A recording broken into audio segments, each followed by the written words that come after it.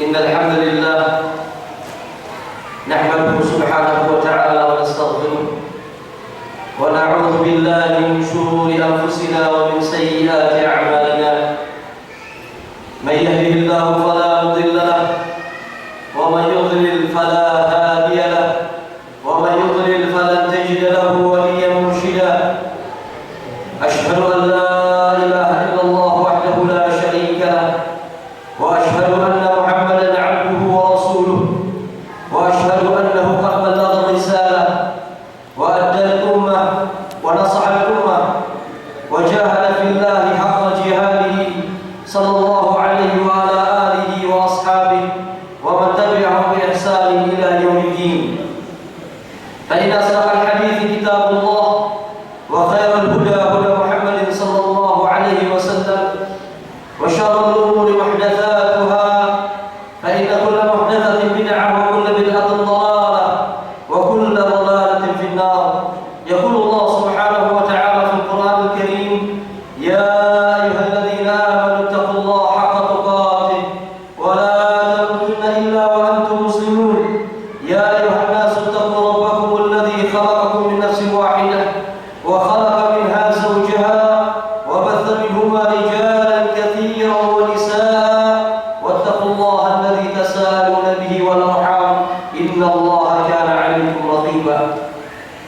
إخواني في الله وأخواتي في الدين rahimani Allah wa iyyakum. Alhamdulillah, kita bersyukur kepada Allah Subhanahu wa taala atas limpahan nikmat dan karunia yang Allah berikan kepada kita.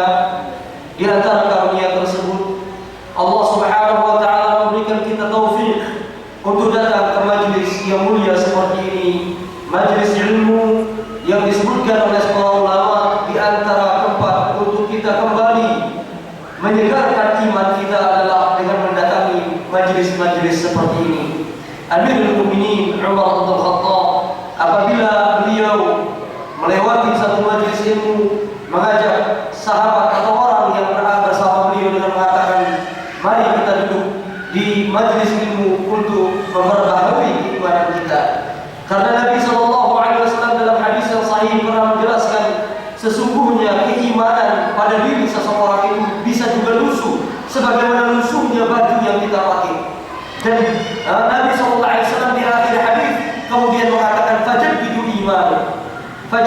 imanakum, maka hendaklah kalian terus memperbaharui keimanan kalian, kata Nabi SAW. Sehingga para ulama ahli sunnah wal jamaah as-salafus salih kemudian mereka mengatakan di antara keyakinan di dalam Islam bahwasanya al-imanu yazid wa yanqus, sesungguhnya iman itu bertambah dan ada kalanya berkurang. Yazidu bil ta'ah wa yanqusu bil ma'siyah, bertambah dengan ketaatan dan berkurang dengan kemaksiatan.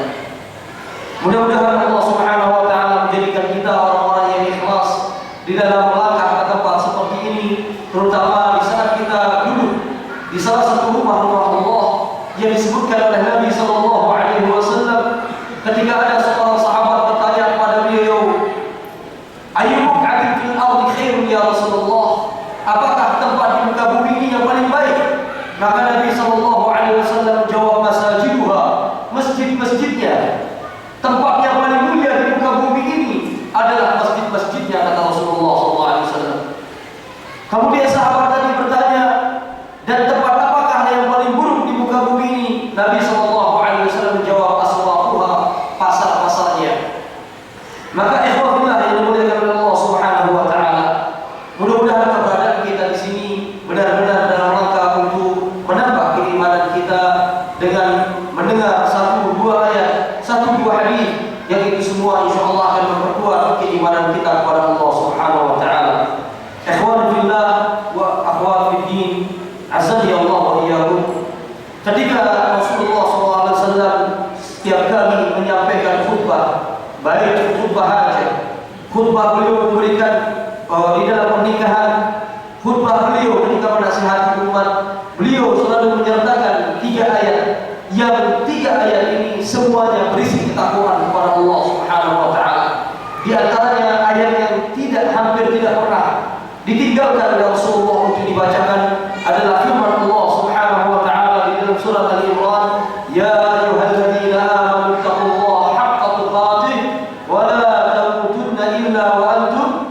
muslimun.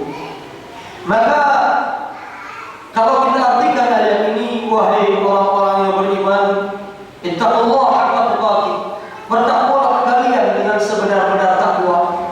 Maka bila kita mendengar kata-kata haqqa tuqatih, sebenar-benar takwa, kita harus memahami bagaimanakah seorang hamba itu bertakwa kepada Allah Subhanahu wa taala dengan sebenar-benar takwa. Maka salah seorang sahabat Nabi, seorang sahabat yang begitu dicintai oleh Nabi sallallahu alaihi wasallam, yang Nabi sallallahu alaihi wasallam memberikan sifat kepada dia, keutamaan kepada dia. Beliau mengatakan, "Man ahabba an yaqra al-Qur'an ghaddan kama unzil, falyaqra ala aw bi qira'ati Ibni Abdin." Barang siapa yang ingin membaca Al-Quran itu benar-benar sebagaimana dia diturunkan, maka hendaklah dia mengikuti bacaan Ibnu Ummi Abdin, atau yang dimaksud oleh Nabi sallallahu alaihi wasallam adalah Abdullah bin Mas'ud radhiyallahu taala anhu. Nah, beliau sahabat Abdullah bin Mas'ud, salah satu sahabat yang juga selain Abdullah bin Abbas atau Ibn Abbas yang banyak menafsirkan ayat-ayat di dalam Al-Qur'anul Karim. Abdullah bin Mas'ud Abu Abdurrahman, beliau menafsirkan kalimat haqqa tuqatih, bertakwalah kalian kepada Allah dengan sebenar-benar takwa. Orang akan bertakwa kepada Allah dengan sebenar-benar takwa apabila dia mengamalkan 3 hal di dalam kehidupan. Haqqa tuqatih, kata Abdullah bin Mas'ud, an tudkar wa la tunsa. Engkau selalu mengingat Allah, Allah selalu diingat dan tidak dilupakan. Jadi apabila seorang hamba selalu banyak berzikir mengingat Allah Subhanahu wa taala di dalam kehidupannya, berarti dia telah bertakwa kepada Allah dengan sebenar-benar takwa. Kemudian hal yang kedua yang harus ada pada kalimat bertakwalah kalian kepada Allah dengan sebenar-benar takwa. Selain banyak mengingat Allah, berzikir kepada Allah, Allah tidak lupa kita lupakan pada setiap saat, setiap waktu, setiap hari kita. Maka yang kedua adalah wa an yushkar wa la yukfar. Allah Subhanahu wa taala disyukuri nikmatnya dan tidak dikufuri. Karena di antara tanda seorang hamba itu mukmin yang sebenar-benarnya, dia bersyukur kepada Allah. Al-Imam Ibnu Qayyim Al-Jauziyah rahimahullah taala di dalam kitabnya As-Sabr, beliau menyebutkan bahwasanya seorang mukmin di dunia ini apabila dia memahami Islam, beliau mengatakan al-Islam nisfan. Islam itu sebenarnya hanya dibagi menjadi 2 saja bagi seorang muslim ini. Kalau dia menjalankan 2 hal itu, berarti dia seolah-olah menjadi seorang muslim yang sebenarnya.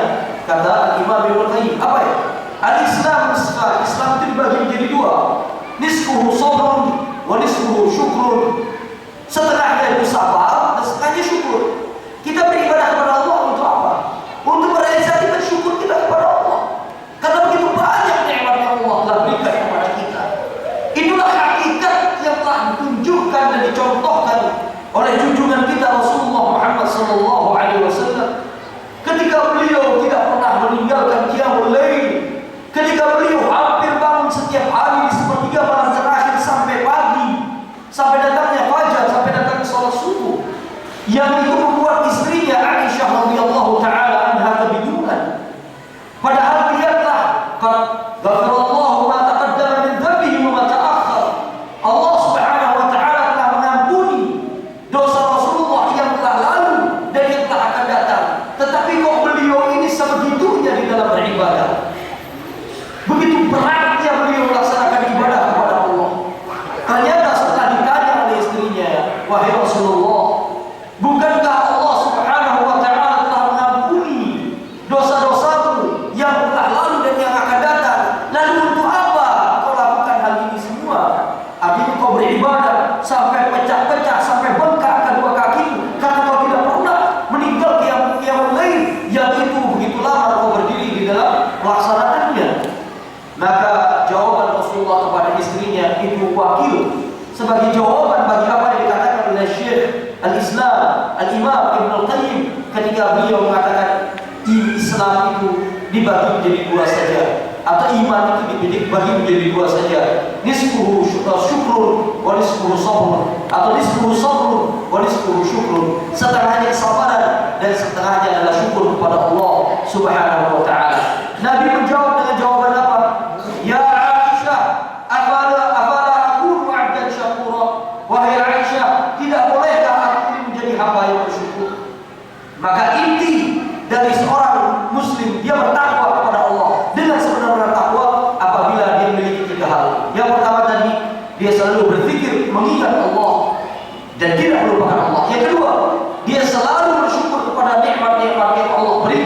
dan tidak pernah melupakan dan kufur serta ingkar terhadap nikmat Allah.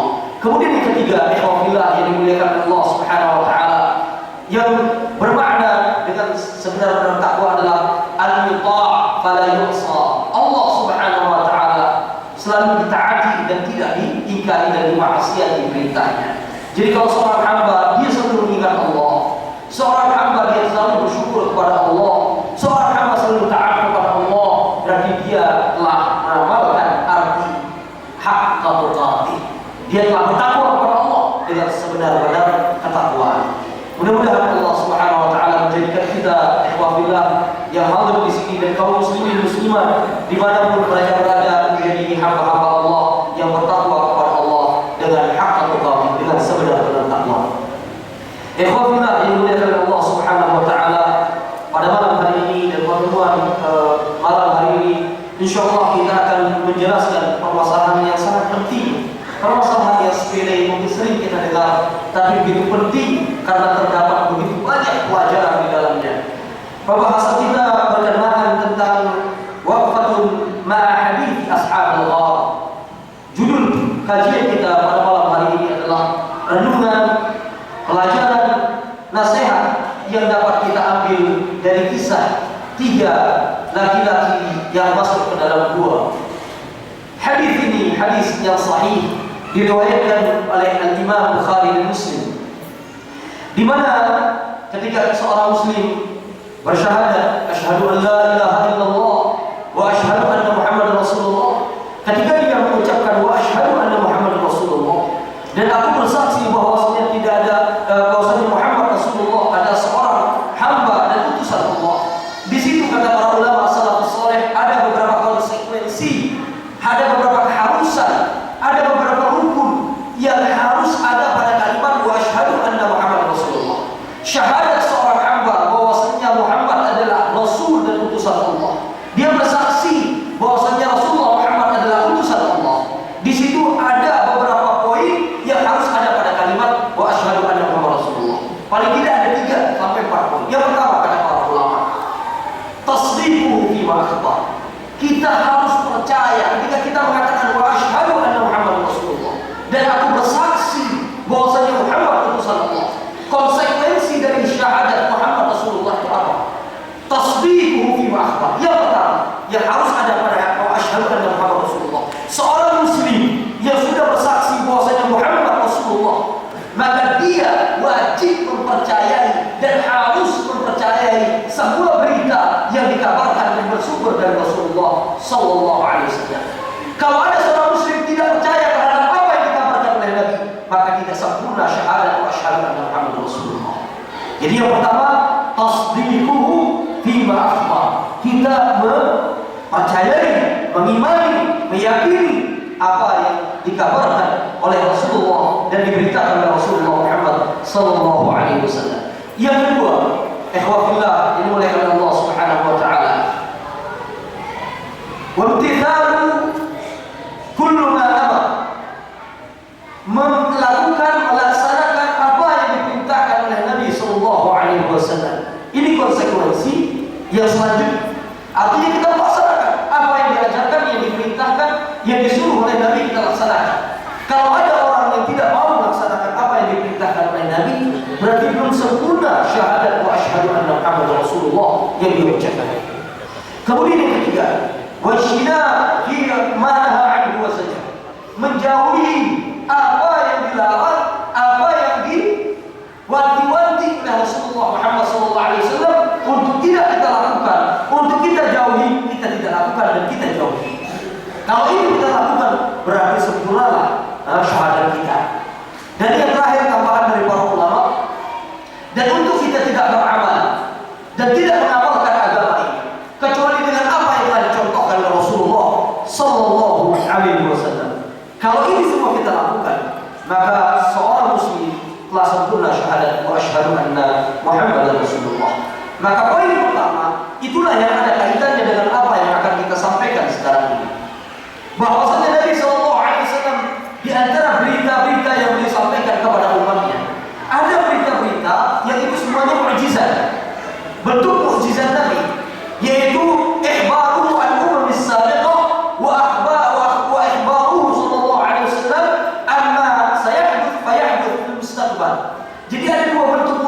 dari berita yang disampaikan oleh Nabi Shallallahu Alaihi Wasallam. Bentuk yang pertama, cerita-cerita, berita-berita, kabar yang Nabi Shallallahu Alaihi Wasallam sampaikan tentang umat-umat terdahulu yang terjadi ratusan bahkan ribuan tahun sebelum beliau, dan wajib kita iman. Beberapa hadis menceritakan misalnya tentang tentang siapa misalnya, tentang Dzulkarnain misalnya. Rasulullah berbicara tentang para nabi yang tidak ada dalam Al-Quran, contohnya seperti misalnya Nabi Daniel, tentang Nabi Yusha bin Nun, kita imani. Begitu pula misalnya kabar beliau tentang apa yang akan datang di masa yang akan datang. Contohnya di antara hadis yang sekarang menjadi mukjizat bagi kita dan nyata dan real, dan semua orang dari kita menyaksikan dan bisa melihat apa yang disampaikan oleh Nabi.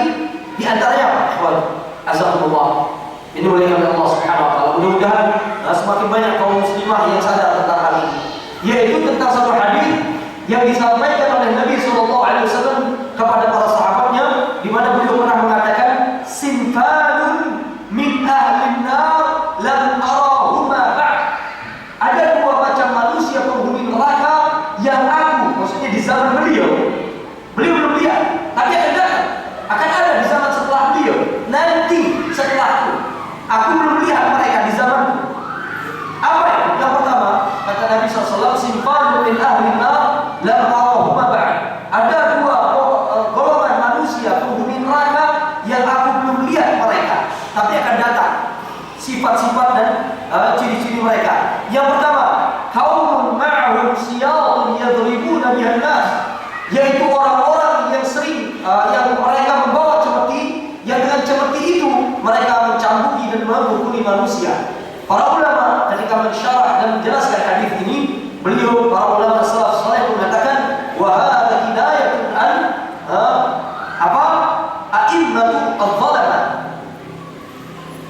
Mereka adalah gambaran dari Nabi SAW dari para pemimpin yang zalim, yang diktator, yang zalim, yang semena-mena terhadap rakyatnya, yang suka menyiksa rakyatnya, suka menzalimi rakyatnya.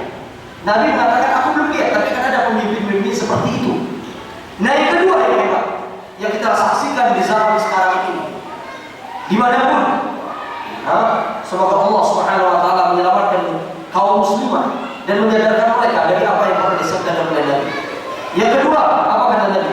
Wa nisa'u kasiyat 'ariyat mumilat ru'usahunna ka'aslimatil bukhtil ma'ilah la yadkhulul jannah wa la yajidna rihaha wa inna rihaha la yujadu min masirati kadza wa kadza.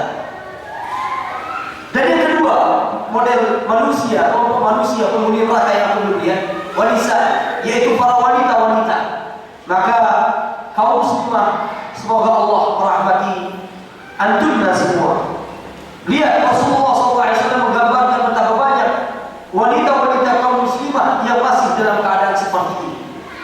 Yang ini merupakan tanda-tanda yang pernah dikabarkan oleh Nabi dari dekatnya tanda kiamat kecil, dan ini juga tanda-tanda mukjizat Nabi di mana beliau mengabarkan sesuatu yang belum terjadi dan ternyata terjadi di zaman setelah beliau. Yaitu kata Nabi yang kedua, wanita-wanita kasiyatun, yang mereka itu berpakaian, ariyatun, tapi hakikatnya mereka telanjang, mumilatun ru'usahunna, yang apabila mereka itu berjalan kepalanya melenggak-lenggok, ka'aslimatil bukhtil ma'ilah, seperti punuk onta yang bergoyang-goyang kiri ke kanan. Mereka ini kata Nabi, la yadkhulul jannah, mereka tidak masuk surga, wala yajidna rihaha, dan mereka tidak akan mencium bau surga. Karena ikhwatullah yang dimuliakan Allah, Nabi menjelaskan, wa inna rihaha la tujadu min masirati kadza wa kadza. Padahal bau surga itu sudah dicium oleh kaum muslimin dari jarak segini dan segini. Nah, mereka bau surga saja tidak mencium, kata Nabi sallallahu alaihi wasallam.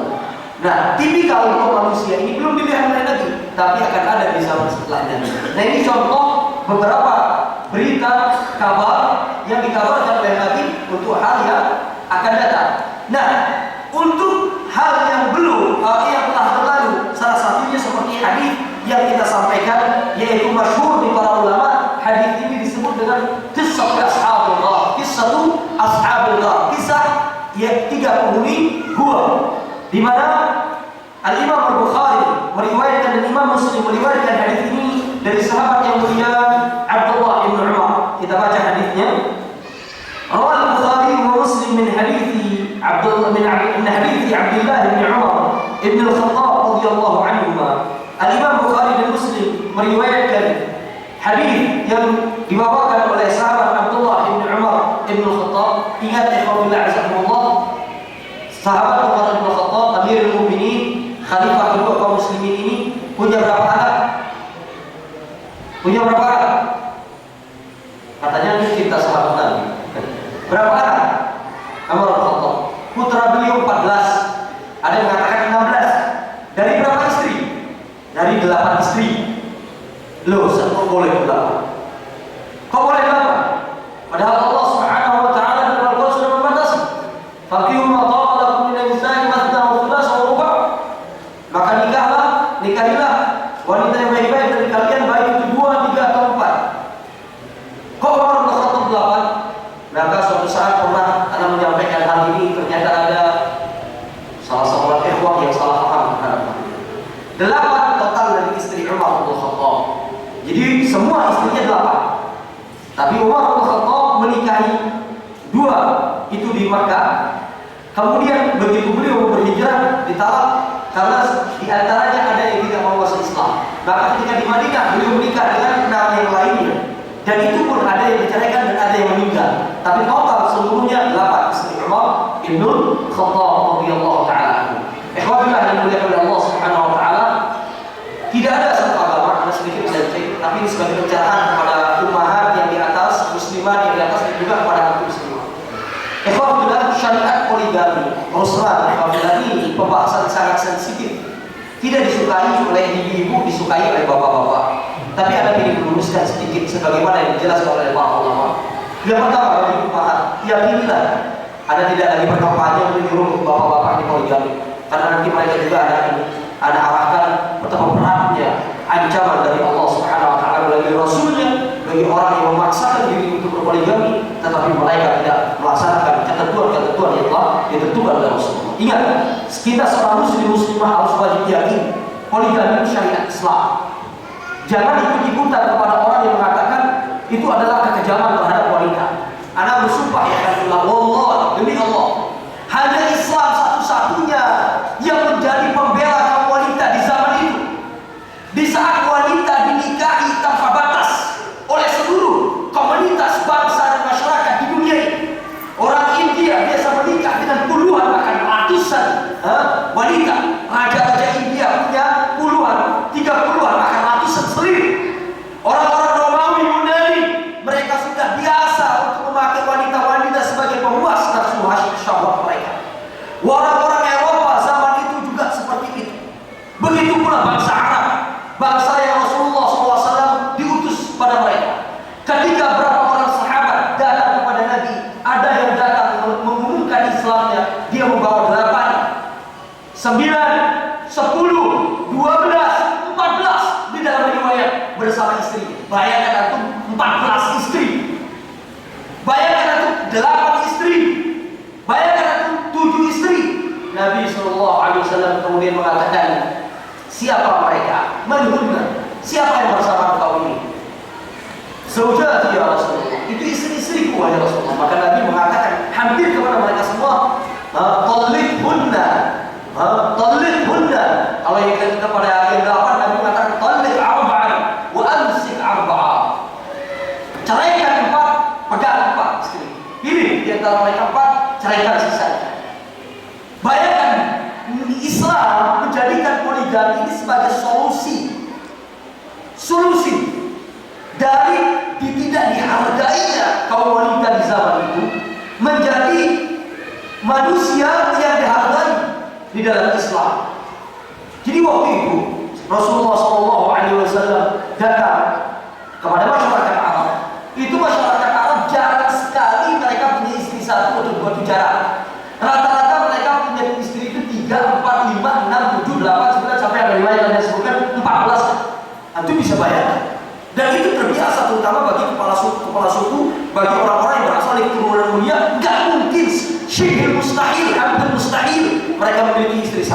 Antum sebutkan antum.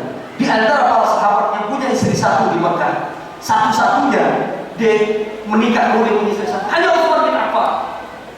Ketika dia menikah dengan Ruqayyah, dia tidak nikah dengan siapapun. Dia satu saja. Kemudian setelah meninggalnya Ruqayyah, beliau menikah dengan saudarinya Ummi Kulthum. Tetapi begitu Ummi Kulthum meninggal, Nabi SAW kehabisan stok untuk dinikahi. Putrinya sudah menikah semua. Putri Nabi berapa? Putri Nabi 4. Total anaknya?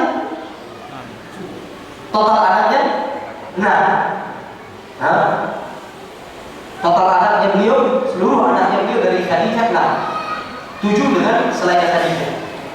Iya. Dan di antara 6 ini berapa? 4-nya wanita. Jadi putra beliau yang paling tua namanya siapa? Al-Qasim. Karena itu Nabi sering dipanggil dengan sebutan kunyah Abul Qasim. Kemudian tapi Al-Qasim ini meninggal sebelum umur 3 tahun meninggal beliau Al-Qasim. Kemudian setelah itu Zainab. Setelah Zainab Ruqayyah. Setelah Ruqayyah Ummu Kulthum, setelah Ummu Kulthum Fatimah, setelah Fatimah baru yang terakhir Abdullah. Yang Abdullah ini punya julukan dan gelar At-Tahir At-Tayyib, artinya orang yang suci. Kenapa dia digelari dengan At-Tayyib dan At-Tahir? Karena dia dilahirkan setelah Nabi diangkat jadi Nabi, jadi bersih dari kesyirikan. Masa kesyirikan sudah berlalu, maka beliau dijuluki At-Tahir dan At-Tayyib. Tapi pun keadaan seperti itu, meninggal sebelum umur 3 tahun. Tapi putri-putri Nabi semuanya hidup, semuanya ikut berhijrah, dan semuanya dikuburkan oleh Nabi. Mereka semua meninggal sebelum Nabi kecuali Fatimah. Jadi Zainab itu meninggal pada tahun ke-8 Hijriah, Ummi Kulthum meninggal pada tahun 9 Hijriah, Ruqayyah meninggal pada tahun 2 Hijriah, dan Fatimah meninggal. Dia satu-satunya meninggal setelah ayahnya, yaitu Rasulullah SAW. Kalau 3 yang lain Rasulullah sendiri yang Rasulullah paling enggak masih hidup ketika beliau ini meninggal.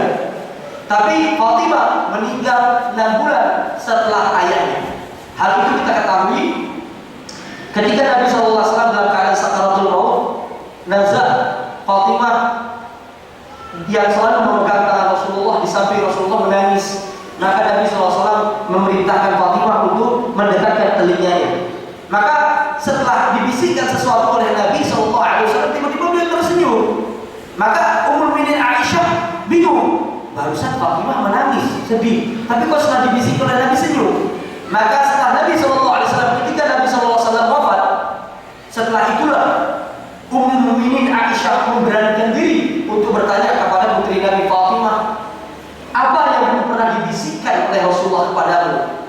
Sebelum itu kau menangis, tapi setelah dibisikkan kau tersenyum. Maka Fatimah mengatakan, Rasulullah belum membisikkan kepadaku bahwasanya beliau mengabarkan aku adalah keluarga beliau yang pertama kali akan menyusul beliau. Maka Rasulullah meninggal. Kita tahu bahwasanya Rasulullah meninggal pada bulan Rabiul Awal hari Senin, 12 Rabiul Awal hari Senin tahun 11 Hijriah. Maka Fatimah radhiyallahu anha meninggal 6 bulan setelah ayahnya, yaitu pada bulan Ramadan, Rabiul Awal, kemudian Rabiul Tsani, kemudian Rajab, Rabiul Awal, Rabiul Tsani, Jumadil Ula, Jumadil Tsani, Rajab, Sya'ban, Ramadan. Jadi 6 bulan setelah wafatnya Rasulullah, Fatimah di bulan Ramadan tahun 11 Hijriah beliau meninggal. Nah ini putra-putrinya Rasulullah Sallallahu Alaihi Wasallam. Nah, Utsman menikah dengan Ruqayyah dan Ummi Kulthum. Dan beliau tidak menikah di zaman beliau berdua dengan perempuan-perempuan yang lain. Tapi begitu wafatnya Ruqayyah bin Ummi Kulthum, Utsman kemudian menikah dengan tidak kurang dari 6 wanita yang lain, dan total seluruh istrinya pun 8. Dan Utsman memiliki tidak kurang juga 16 anak dari 8 istrinya. Jadi ikhwafil azamullah, Abdullah bin Umar, kembali pada pembahasan, salah satu dari putra Amirul Mukminin Umar dari segitu banyak putra dan putri yang beliau miliki. Di antara yang paling dicintai oleh Umar adalah, kalau dari kalangan laki-laki, Abdullah bin Umar. Kalau dari kalangan wanita, yaitu ibunda kaum muslimin, salah satu dari istri Nabi, yaitu Hafsah binti binti Umar bin Khattab Ummul Mukminin. Nah, Abdullah bin Umar meriwayatkan hadis ini. Beliau mengatakan, beliau berkata, sami'tu Rasulullah sallallahu alaihi wasallam yaqul, aku mendengar Rasulullah sallallahu alaihi wasallam bersabda, in taraqa thalathatu rahtin mimman kana qablakum, sesungguhnya 3 orang dari orang-orang sebelum kalian berjalan keluar, mereka menuju suatu tempat, hatta awal nabita ila al-ghar fadakhalu, sampai kemudian mereka di tengah perjalanan, mungkin karena malam, riwayat mengatakan malam dan riwayat yang mengatakan hujan, maka akhirnya mereka terpaksa masuk ke dalam sebuah gua. Fahadarat sahbatun minal jabali fasaddat alaihim al-ghar, maka di saat mereka berlindung di dalam gua itu, tiba-tiba mungkin karena sebab hujan yang sangat deras, akhirnya batu besar yang ada di bukit menggelinding dan kemudian jatuh serta menutupi pintu gua yang mereka tinggali, yang mereka masuki. Maka apa yang terjadi? Kemudian apa yang terjadi? Faqalu, salah satu di antara mereka kemudian berkata, innahu la yunjikum min hadhihi as-sakhra illa an tad'u Allah bi salihi a'malikum. Kemudian mereka berkata, demi Allah, sekarang kita tidak akan pernah, atau kalian tidak akan pernah selamat dan keluar dari gua ini, kecuali kalian berdoa kepada Allah dengan amalan yang paling saleh yang pernah kalian lakukan kepada Allah Subhanahu wa ta'ala. Ini ada perintah azan dulu, nanti kita lanjutkan insyaallah.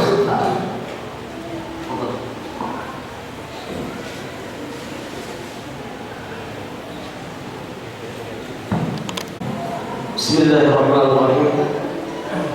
Alhamdulillah, salatu wassalamu ala Rasulillah. Amma ba'd. Akhwafillah azakumullah, kita lanjutkan apa yang akan kita sampaikan pada malam hari ini, yaitu mengenai hadis yang disampaikan oleh Ibnu Umar.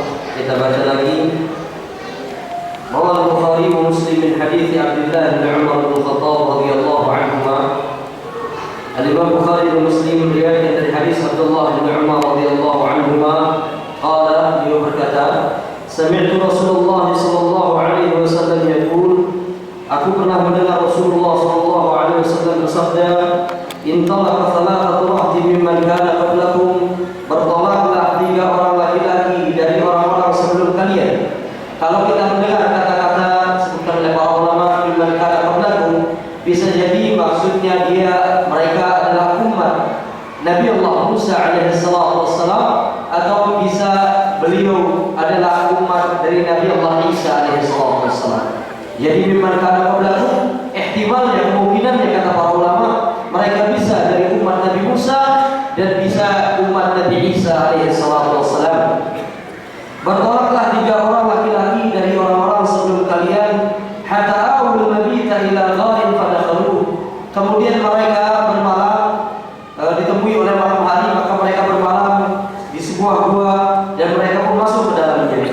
Ketika mereka di dalamnya, fanhadarat sahratan minal jibali atau minal jabali fasaddat alaihim al-ghar, maka ketika mereka di dalam, terjatuhlah batu besar yang kemudian menutupi pintu gua yang mereka berada di dalamnya.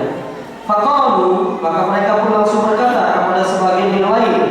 Salah satu dari 3 orang berkata kepada yang lainnya, innahu la yunjikum min hadhihi as-sakhra illa an tad'u Allah bi salihi a'malikum. Sesungguhnya tidak ada yang bisa menyelamatkan kalian dari batu yang menutupi gua ini. Kalian tidak mungkin akan keluar dari gua ini kecuali kalian berdoa kepada Allah dengan amalan yang paling saleh, amalan yang paling ikhlas yang pernah kalian lakukan kepada Allah Subhanahu wa ta'ala. Mudah-mudahan dengan itu Allah Subhanahu wa ta'ala akan membukakan batu ini untuk kalian. Faqala rajulun minhum, maka orang pertama dari 3 orang laki-laki itu berkata, ketika dia diingatkan dengan amalan yang saleh, amalan yang paling ikhlas yang pernah dia lakukan kepada Allah, maka dia pun berdoa dengan amalan yang menurut dia paling ikhlas yang pernah dia lakukan kepada Allah. Yang pertama mengatakan, Allahumma innahu kana li abawani shaykhani kabiran. Ya Allah, dulunya sesungguhnya aku ini memiliki 2 orang tua yang sudah sepuh yang sudah sangat tua.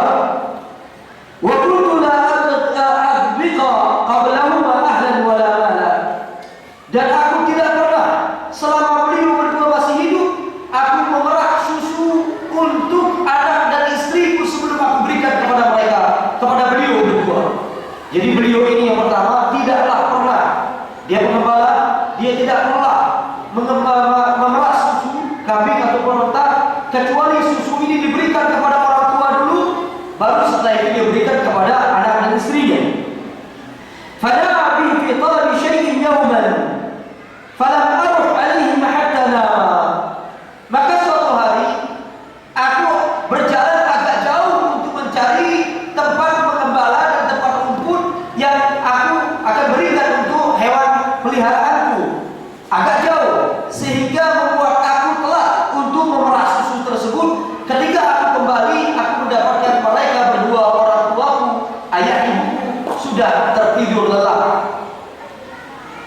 Fahaliltu lahuma ghabuqahuma fawajadtuhuma naimain. Maka kemudian setelah aku sampai di rumah, aku pun kemudian memerah susu, dan seperti biasa aku akan berikan kepada beliau berdua, dan aku temukan beliau berdua dalam keadaan sudah tertidur.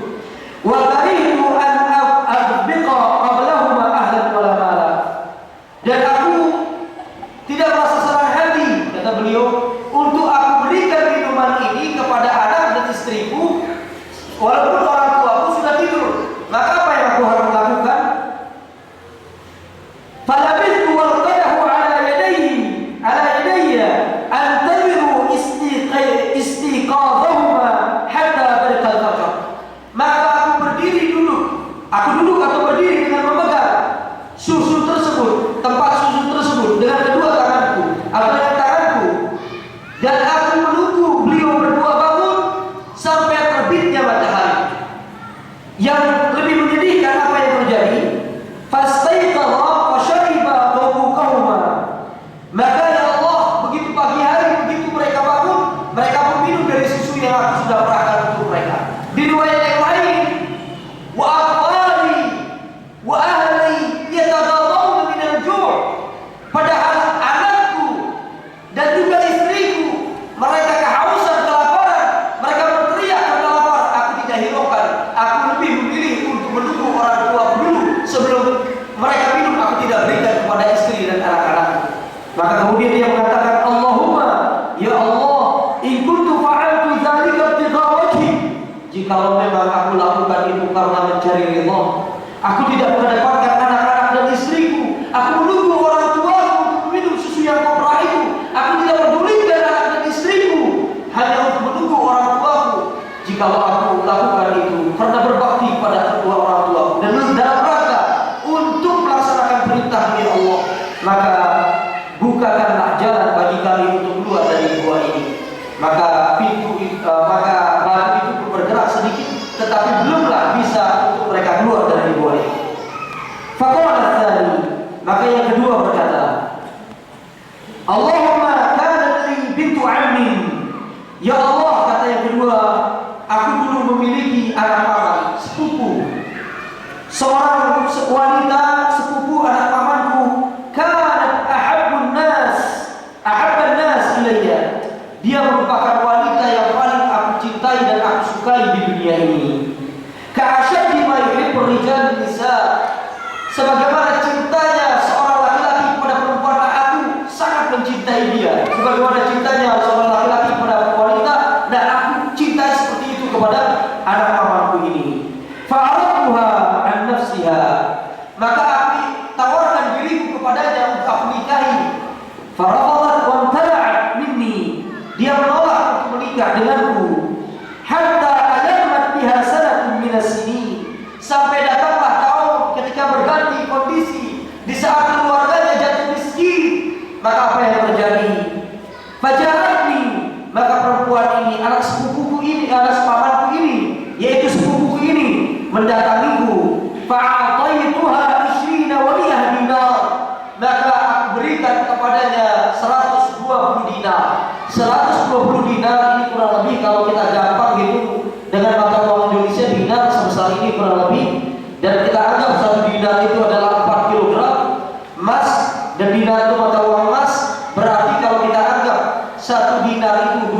250, kita anggap paling murah ya.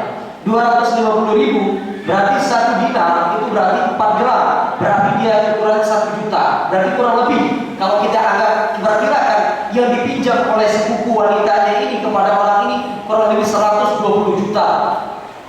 Maka aku pinjamkan kepadanya mi'ah wa ishrina dinar, 120.000 dinar, ala an tukhalli baini wa baina nafsiha, tapi dengan satu syarat, yaitu dia memberikan kepadaku satu kesempatan untuk aku tidur dengannya, biarkan aku melakukan apa yang aku mau dengannya. Maka karena terpaksa perempuan ini pun tidak ada jalan lain kecuali karena keadaan yang sangat mendesak, dia pun akhirnya menyanggupi syarat tersebut. Maka dia melanjutkan perkataannya, hatta idza qadirtu 'alaiha, sampai ketika dia sudah aku mampu untuk melakukan apapun kepadanya, dan dia sudah pasrah untuk aku lakukan apapun kepadanya. Di saat itulah, di riwayat yang lain, sampai ketika aku sudah berada di atasnya sebagaimana seorang laki-laki dan seorang perempuan, maka tiba-tiba anak pamanku ini, sepupu ini berkata kepadaku, ya fulan, la yahillu laka an tufaddil khatimah illa bihaqqihi. Wahai fulan, tidak berhak bagimu, tidak pantas bagimu untuk engkau letakkan cincin ini di jari atau di sesuatu yang bukan hakmu atau belum menjadi hak milikmu. Maksud kinayah dari perkataan ini, kata para ulama, artinya tidak berhak untuk engkau mencampuri wanita yang belum waktunya untuk menjadi tidak halal bagimu karena belum kau nikahi. Maka ketika aku mendengar ucapan itu, ya Allah, aku pun kemudian gemetar dan takut, dan aku tinggalkan sepupuku ini dengan 120.000 dirham yang aku pernah berikan, dan aku kemudian meninggalkan dirinya, padahal dia adalah wanita yang selama ini aku cintai dan selama ini aku harapkan untuk menjadi istriku. Maka ya Allah, jikalau aku tinggalkan sepupuku ini karena takut kepadamu, karena benar-benar aku lakukan itu karena ikhlas menjauhi laranganmu, maka bukakanlah kesusahan ini. Maka terbukalah pintu batu besar itu, terbuka lebih lebar, tapi tetap mereka belum bisa keluar dari gua tersebut.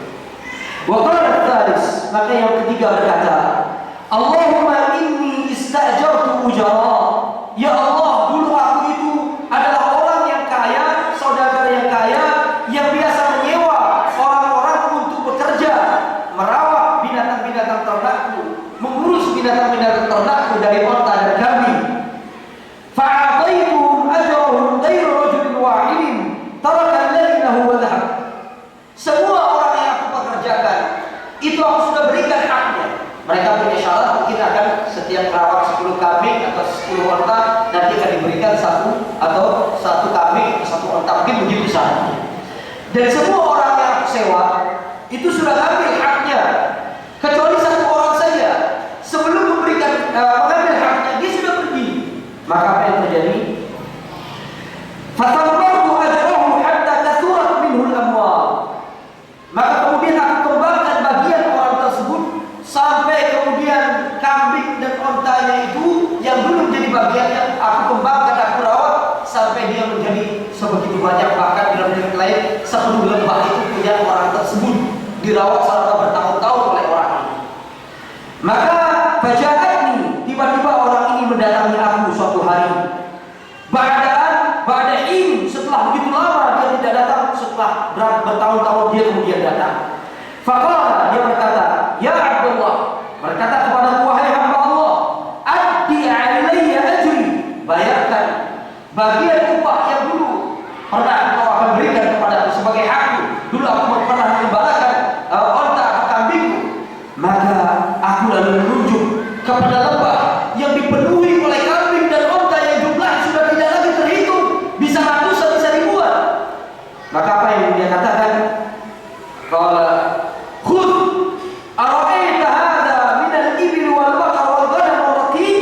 Kamu lihat itu ratusan onta, kambing dan juga sapi serta budak-budak yang ada mengelilingi itu, merawat itu semua. Iya, itu semua milikmu. Maka orang ini dengan tidak percaya mengatakan, ya Abdullah, la tastahzi'u bi,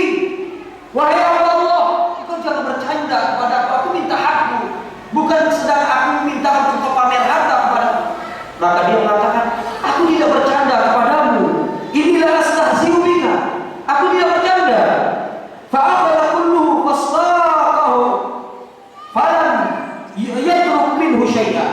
Maka begitu aku yakinkan bahwasannya selembah itu dari onta, kambing, sapi serta budak-budak yang merawat dan menjaga binatang-binatang tersebut itu haknya, maka dia pun kemudian mengambil seluruhnya tanpa meninggalkan satu pun ucapan terima kasih kepada aku, tidak ada, semuanya dibawa semua. Kalau kita kan kurang ajar sekali ini. Kita rawat bertahun-tahun sampai hampir 10 lembah kambing, sapi,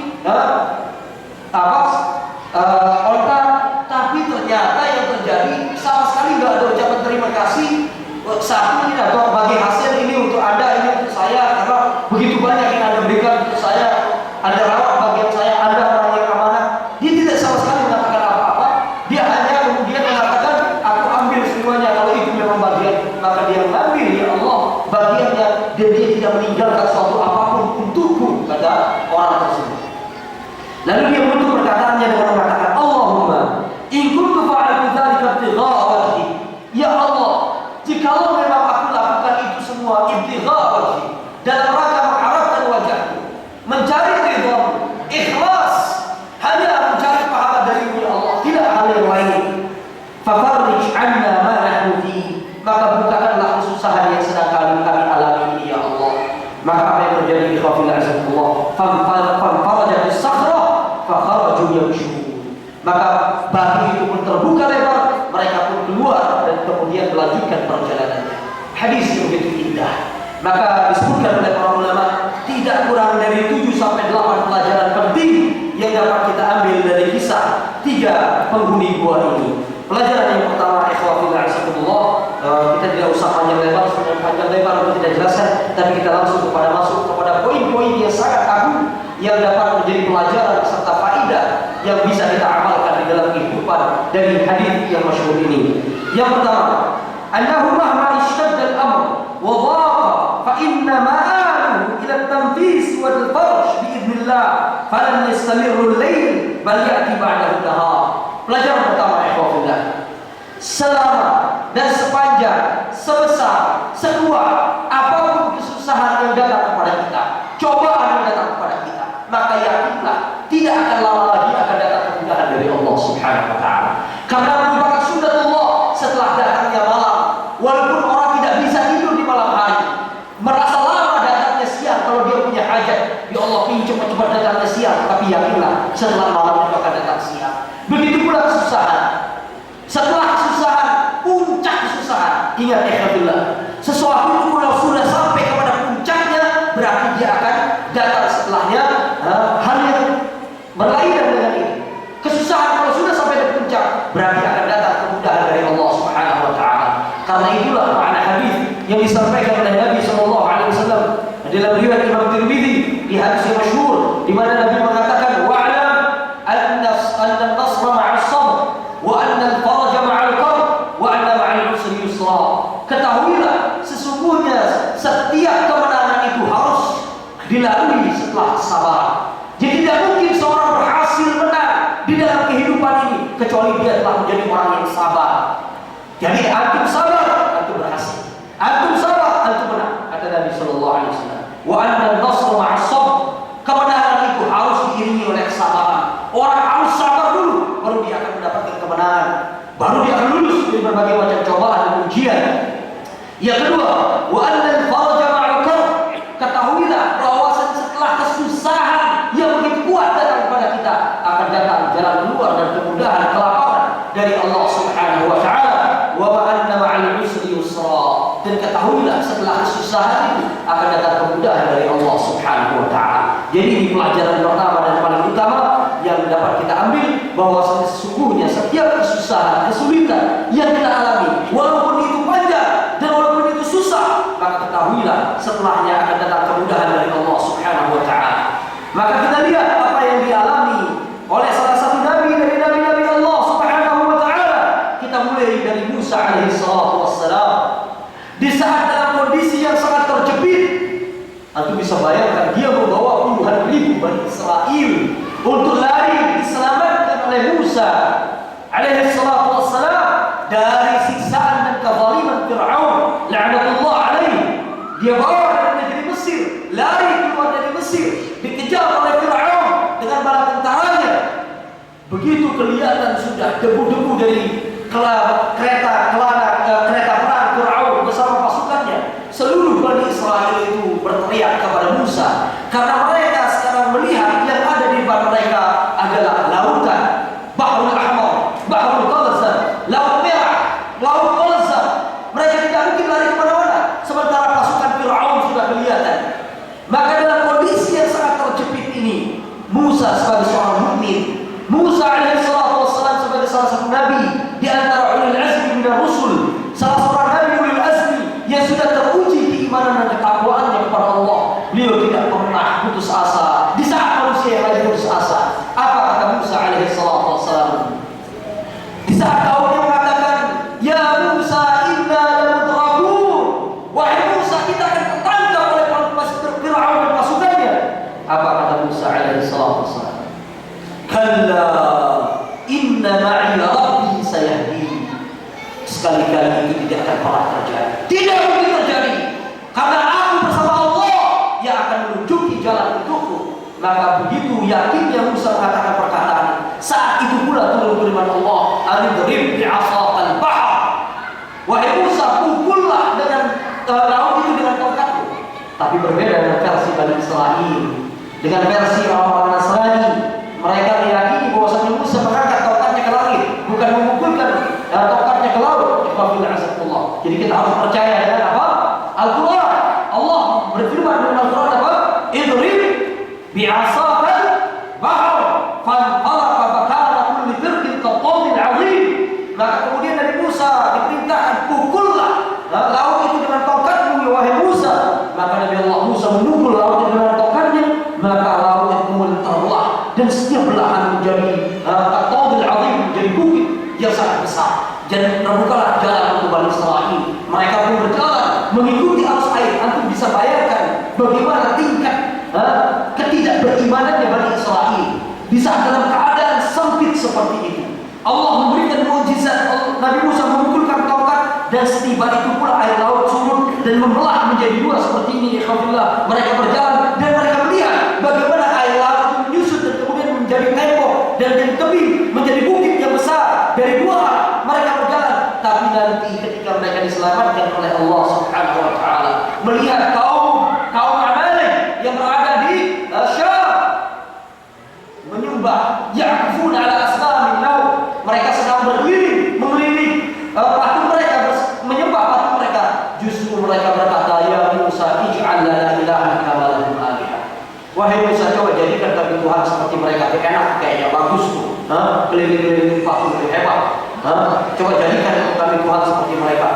Maka Nabi Musa mungkin bisa kita katakan dengan luar biasa takjub mengatakan, "Innakum qaumun tajhalun." Kalian orang bodoh, baru diselamatkan Allah dalam keadaan yang luar biasa. Begitu selamat, bukannya bersyukur pada Allah. Mari coba bisa, kalau bisa kita dibuatkan Tuhan seperti itu. La ilaha illallah. Kan terlalu ya. Nah, begitu Fir'aun mengikuti Bani Israil di saat mereka sudah sampai di tengah. Bani Israil sudah sampai di pinggir. Kemudian Allah satukan kembali air laut yang sudah beku menjadi bukit yang sangat gambut. Nah, inilah bentuk betapa beratnya cobaan yang dialami oleh orang di saat itulah kemudahan dari Allah Subhanahu wa taala akan terjadi. Itulah yang diingatkan oleh Allah kepada kita, ikhwah fillah azzakumullah, di dalam surah An-Naml ayat 62. Ini ayat yang menghibur siapapun yang sedang mengalami kesusahan. Ini adalah ayat yang paling memberikan penghiburan kepada siapapun yang sedang mengalami kesusahan, apapun bentuk kesusahan kita. Ayat ini mengatakan dan berbunyi, ikhwah fillah azzakumullah, Allah Subhanahu wa taala berfirman, "Amman yujibul mudtarra idza da'ahu wa yakshifus su' wa yaj'alukum khulafa'al ard a ilahum ma'allah qalilan ma tadhakkarun." Siapakah yang mampu menjawab doa orang-orang yang sedang dalam kesusahan apabila dia berdoa kepadanya, dan yang mampu menghilangkan dan menghapus kejelekan musibah yang ada pada mereka, yang telah menjadikan kalian khalifah di muka bumi ini. Ailahum Allah, apakah ada sesembahan yang berhak disembah kecuali Allah? Qalilan ma tadhakkarun, sedikit sekali di antara manusia yang ingat terhadap hal ini. Artinya hanya Allah yang mampu memberikan kemudahan di saat kita kesusahan. Hanya Allah yang mampu menghilangkan kesedihan, kesusahan, musibah yang ada pada kita.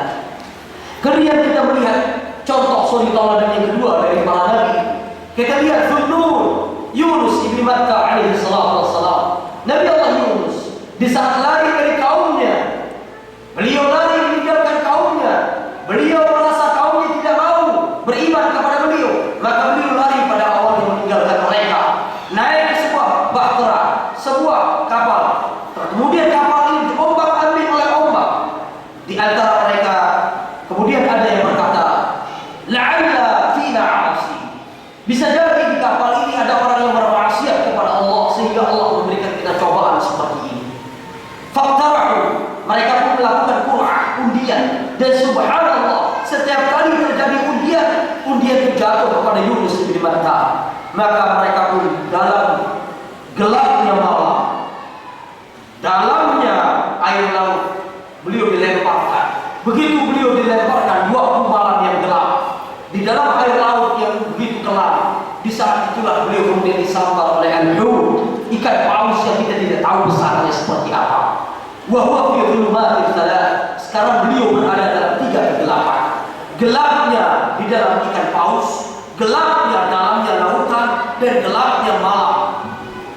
Dan beliau tidak ada seorang pun yang tahu di antara kita kemana beliau dibawa oleh ikan paus. Apakah benua Asia? Apakah benua Afrika? Apakah benua Amerika? Apakah benua Eropa? Apakah benua Australia? Tidak ada. Tapi beliau masih punya Allah Subhanahu wa Ta'ala. Dalam keadaan susah seperti itu, beliau kemudian memanjatkan satu doa yang kemudian kata Nabi SAW, itulah doa bagi orang kesusahan. Siapapun di antara kita, kalau sedang susah, bacalah doa yang dibaca oleh Nabi Yunus. Insya Allah Allah akan buka kesusahan. Apa? Maka beliau kemudian langsung melantunkan satu doa dengan mengatakan, La ilaha illa anta subhanak inni kuntu minadh dhalimin. Ya Allah, tidak ada ilah sesembahan yang berhak disembah kecuali Subhan, maha suci Engkau ya Allah, maha mulia Engkau ya Allah. Inni kuntu minadh dhalimin. Kalimat ini sebenarnya paling dicintai oleh Allah.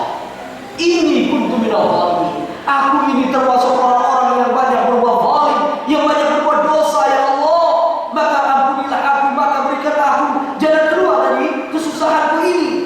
Begitu kalimat ini keluar dari mulut Nabi Yunus, diriwayatkan dalam athar, para malaikat langsung berkata kepada Allah Subhanahu wa Ta'ala, yaqulul malaika lillah Subhanahu wa Ta'ala, ya Rabb, hadza sautun ma'ruf min 'abdin ma'ruf.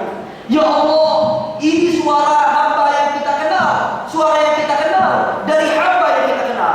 Walakinnahum la ya'rifun ayna Yunus. Tapi para malaikat sendiri tak tahu di mana Nabi Yunus. Dia di benua Afrika kah, di laut Afrika kah, di laut Hindia, Samudra Hindia, Pasifik kah, Atlantik kah, Alaska kah, tidak ada yang tahu. Tetapi Allah Subhanahu wa Ta'ala langsung mendengar doa ini. Beliau Nabi Yunus kemudian diberikan jalan keluar oleh Allah Subhanahu wa Ta'ala. Langsung Allah memerintahkan kepada ikan paus untuk melemparkan Yunus alaihi salatu wassalam. Maka ikhwafil azakumullah, ini adalah satu gambaran betapa susahnya musibah yang dialami oleh seorang. Yakinlah, sungguhnya Allah akan memberikan jalan keluar bagi kesusahan tersebut di saat kita kembali kepada Allah Subhanahu wa Ta'ala. Kita lihat 3 orang ini. Anda ajarkan untuk kaidah yang sangat penting. Kenapa? Pelajaran pertama kita itu bahwa semua musibah, semua kesusahan akan hilang jikalau kita kembalikan kepada Allah Subhanahu wa Ta'ala. Kita lihat, begitu mereka tertutup oleh batu pintu gua, mereka tidak berusaha untuk mendorong. Tidak ada salah satu asar atau hadis yang menyatakan mereka berusaha untuk membuka, itu tidak ada. Yang ada langsung 3 orang ini, salah satunya mengatakan, sekarang tidak ada yang bisa menyelamatkan kalian dari musibah dan cobaan ini illa antan huwallahu bi khalisi bi akhlasi atau bi khalisi amali. Tidak ada yang akan bisa menyelamatkan kalian saat ini kecuali dengan amal saleh yang paling benar, yang paling ikhlas yang pernah kalian lakukan kepada Allah. Jadi mereka kembalikan kepada Allah Subhanahu wa Ta'ala. Maka tidak ada satu kesusahan pun apabila dikembalikan kepada Allah kecuali Allah akan berikan jalan keluar untuknya. Ini pelajaran pertama. Kemudian contoh yang lain yang paling besar adalah contoh yang diberikan oleh Abul Anbiya, bapaknya para nabi. Kenapa beliau diberikan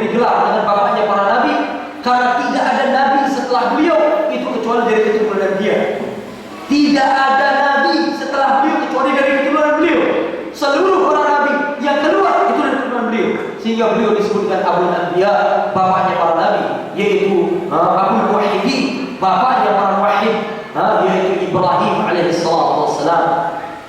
Kata-kata Ibrahim artinya apa? Ibrahim itu apa? Kata-kata Ibrahim bukan bahasa Arab, tapi ada yang mengartikan Ibrahim itu bahasa bukan Arab, tapi kalau diarabkan Ibrahim itu berasal dari dua kata, yaitu Ab-Rahim. Ab-Rahim. Karena itu orang Barat memanggil Ibrahim dengan nama Abraham. Diambil dari kata-kata dua kata Ab-Rahim. Artinya Ab artinya ayah, Rahim yang penyayang. Ibrahim artinya seorang bapak yang penyayang. Dan benar, beliau adalah seorang bukan seorang bapak tapi juga anak yang penyayang. Antum lihat, di saat beliau berdakwah kepada kaumnya, beliau berasal dari mana? Nabi Ibrahim. Beliau tinggal di mana? Asalnya di mana Nabi Ibrahim? Beliau berasal dan tinggal di sebuah daerah yang bernama Ur. Dan Ur ini termasuk provinsi atau negara atau wilayah yang masuk teritorial Babilonia. Babilonia itu nama lama.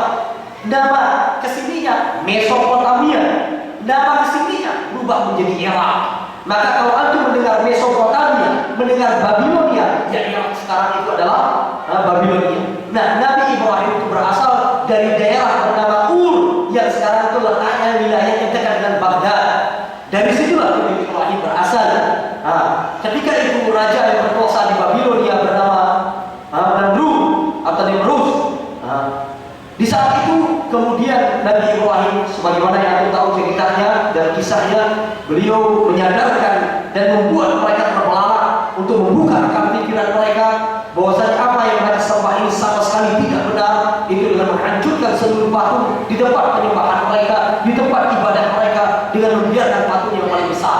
Maka terjadilah dialog yang merupakan pukulan telak kepada Namrud dan juga kepada seluruh penduduk Babilonia. Di saat beliau mengatakan, tanya Mas'al Kadirun, siapa yang menghancurkan patung-patung itu? Ada yang menyaksikan bahwasanya engkau yang masuk dengan membawa kampak itu, wahai Ibrahim.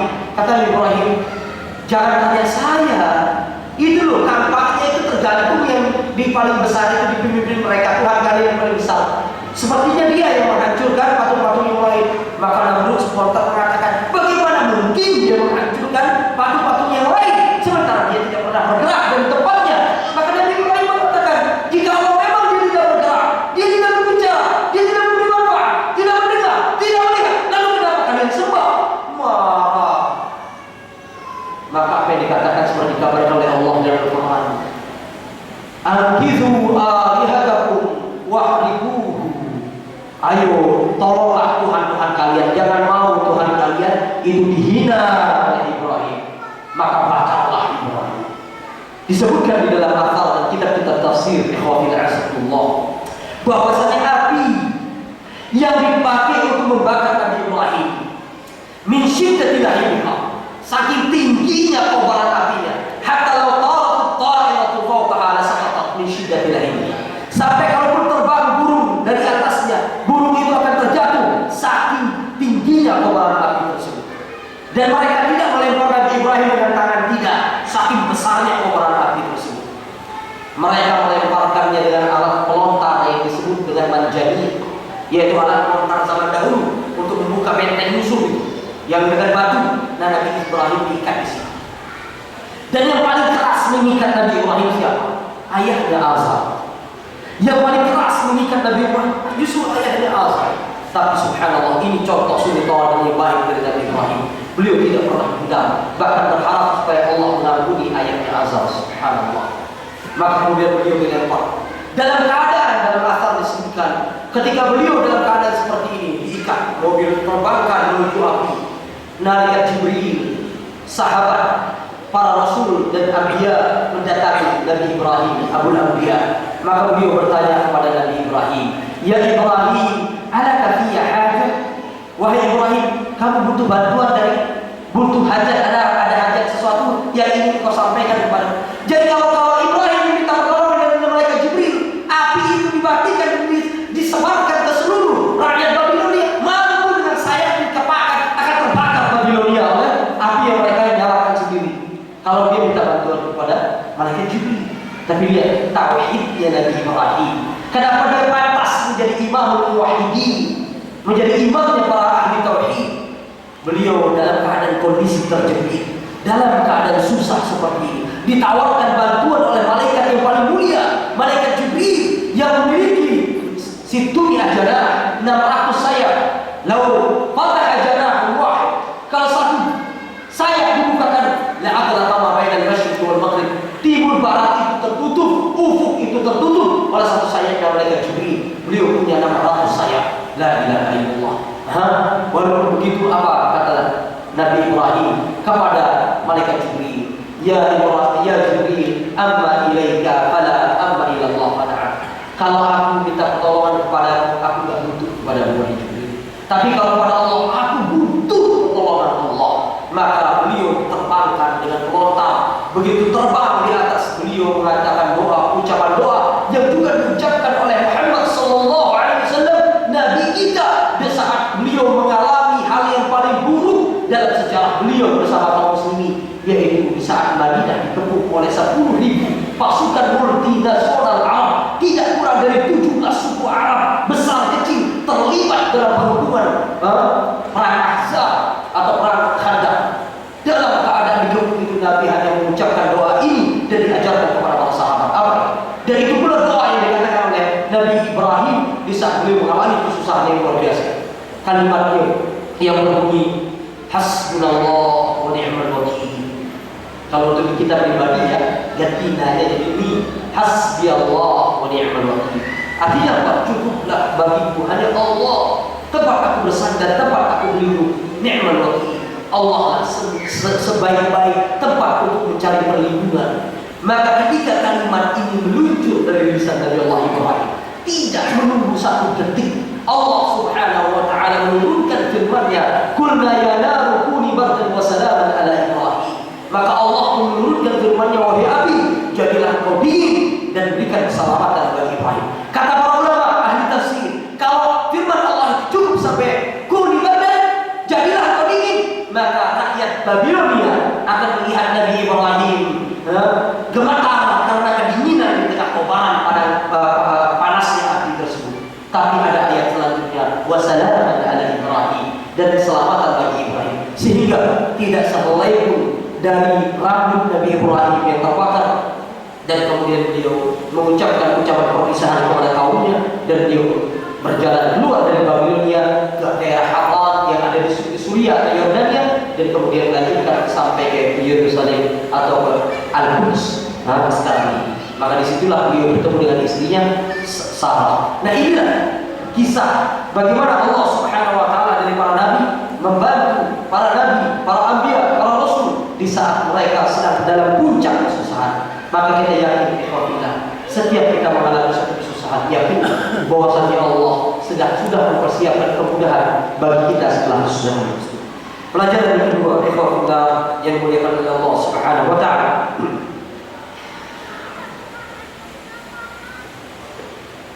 wa min ahli durus qissat ashabul ghar ats-tsalatsah, di antara pelajaran-pelajaran penting dan faedah-faedah yang penting yang bisa kita ambil juga dari pelajaran tiga laki-laki yang masuk ke dalam gua, ahamiyatul ikhlas fil amal. Faqad kana fi akhir du'a kullu wahid minhum fa in kunta ta'lam anni fa'altu dhalika ibtigha'a wajhi fafruj lana minha furjan. Pentingnya ikhlas di dalam semua amalan. Artinya ikhlas merupakan amalan yang paling penting yang dengannya seorang muslim, seorang hamba akan selamat.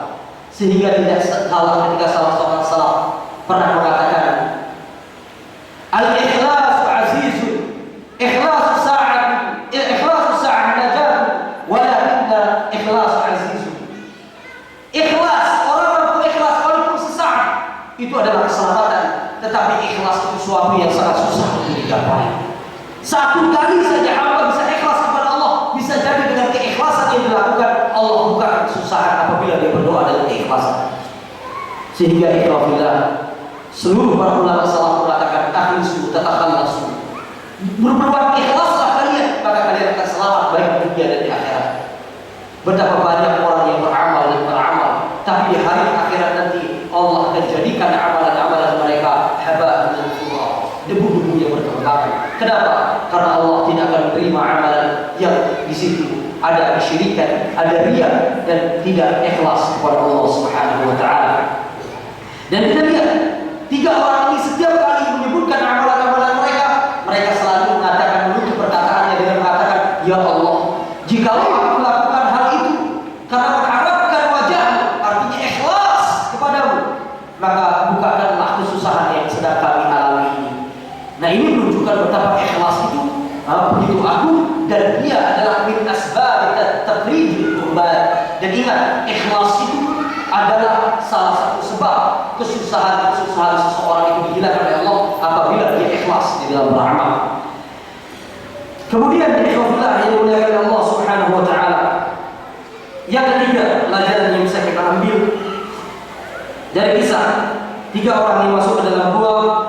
Wa min ad-durus wal 'ibar allati nata'allamuha min hadzal hadits asy-syarif jawaz tawassul ila Allah bil 'amal as-salih. Jadi antara pelajaran penting yang bisa kita ambil juga dari kisah tiga penghuni gua tadi, bahwasanya disyariatkan dan dibolehkan bagi kita untuk bertawassul dengan amal-amal saleh yang kita lakukan. Ada beberapa jenis tawassul di dalam Islam yang masyru'ah, yang disyariatkan dan dibolehkan di dalam Islam. Syekh bin Baz rahimahullah taala menyebutkan atau sebagian menyebutkan ulama 3 jenis tawassul yang boleh di dalam Islam untuk dilakukan oleh seorang hamba. Yaitu yang pertama, at-tawassul bi asma'i was sifat. Tawassul bi asma'illah wa sifatihil 'ulya. Kita bertawassul dengan menyebut sifat-sifat Allah dan asma-asma Allah yang mulia. Jadi sebelum kita berdoa, bertawassul kepada Allah, kita menyebut sifat-sifat dan asma Allah yang mulia. Sehingga kalau kita membaca doa-doa yang diajarkan oleh Nabi, rata-rata didahului oleh pujian kepada Allah, menyebut asmaul husna, sifat-sifat Allah dan juga nama-nama Allah yang mulia, ya Rahman, ya Rahim, ya Jabbar, ya Razzaq, ya Mannan, ya Ghaffar, ya Ghafurur Rahim, dan seterusnya. Baru setelah itu kita berdoa. Kemudian yang kedua, selain asma wa sifat, di antara tawassul yang disyariatkan adalah at-tawassul bi a'malis salihah. Kita bertawassul dengan amalan-amalan yang saleh yang pernah paling ikhlas yang pernah kita lakukan. Kita lihat, 3 orang ini menyebutkan dan mengingat amalan saleh yang paling ikhlas yang pernah mereka lakukan. Dengan itulah mereka bertawassul kepada Allah Subhanahu wa taala, dan Allah kemudian menghilangkan kesusahan mereka. Sehingga kalau kita suatu saat mengalami suatu musibah dan cobaan, bisa kita bertawassul dengan amal saleh yang pernah kita lakukan kepada Allah Subhanahu wa taala, sebagaimana contoh dari 3 orang penghuni gua ini, dan Rasulullah membenarkan perbuatan mereka. Maka syariat orang-orang sebelum kita, fasyariat qabla, ini pelajaran penting, catatan penting dari hal yang ketiga yang saya sampaikan. Fasyariat qabla, syariatuna idzan yukhalif syariatana. Syariat orang-orang sebelum kita itu juga menjadi syariat kita kalau disebutkan oleh Nabi dan tidak menyelisih syariat kita. Maka 3 orang ini bertawassul dengan apa? Amal-amal saleh yang paling ikhlas yang mereka lakukan. Maka hal ini pun menjadi ajaran kita kalau ini tidak menyelisih ajaran Rasulullah Muhammad sallallahu alaihi wasallam. Jadi boleh untuk kita amalkan. Tawassul yang ketiga adalah tawassul bil rajul salih hayyan. Kita bertawassul dengan orang yang saleh tapi dia masih hidup. Sebagaimana kama fa'ala Amirul Mukminin Umar bin Khattab hina yastasqi wa yakhruj bi 'amri Nabi Al-Abbas bin Abdul Muttalib radhiyallahu anhu. Sebagaimana perbuatan yang dilakukan oleh Umar bin Khattab, khalifah kedua kaum muslimin, ketika dia bertawassul dengan paman Nabi Al-Abbas di saat terjadinya paceklik panjang yang selama kurang lebih 2 tahun setengah di zaman beliau menjadi khalifah. Begitu banyak kaum muslimin, orang-orang yang tua, orang-orang yang masih kecil, balita, meninggal disebabkan paceklik dan kemarau panjang yang sangat lama terjadi di zaman khalifah pemerintahan beliau. Maka beliau keluar bersama kaum muslimin bertawassul kepada Allah dengan membawa paman Nabi Al-Abbas bin Abdul Muttalib. Ingat, beliau tidak mendatangi kuburan Nabi dan bertawassul kepada Nabi dengan mengatakan, ya Allah, ini kami bertawassul kepadamu, maka turunkanlah hujan melaluimu. Kami berharap kepada Allah agar Engkau menurunkan hujan. Tidak, tetapi yang beliau lakukan, beliau membawa Al-Abbas bin Abdul Muttalib paman Nabi, dan beliau berdoa kepada Allah setelah salat istisqa dengan mengatakan, ya Allah, dulu kami meminta istisqa bersama Nabi-Mu yang berdoa dan memohon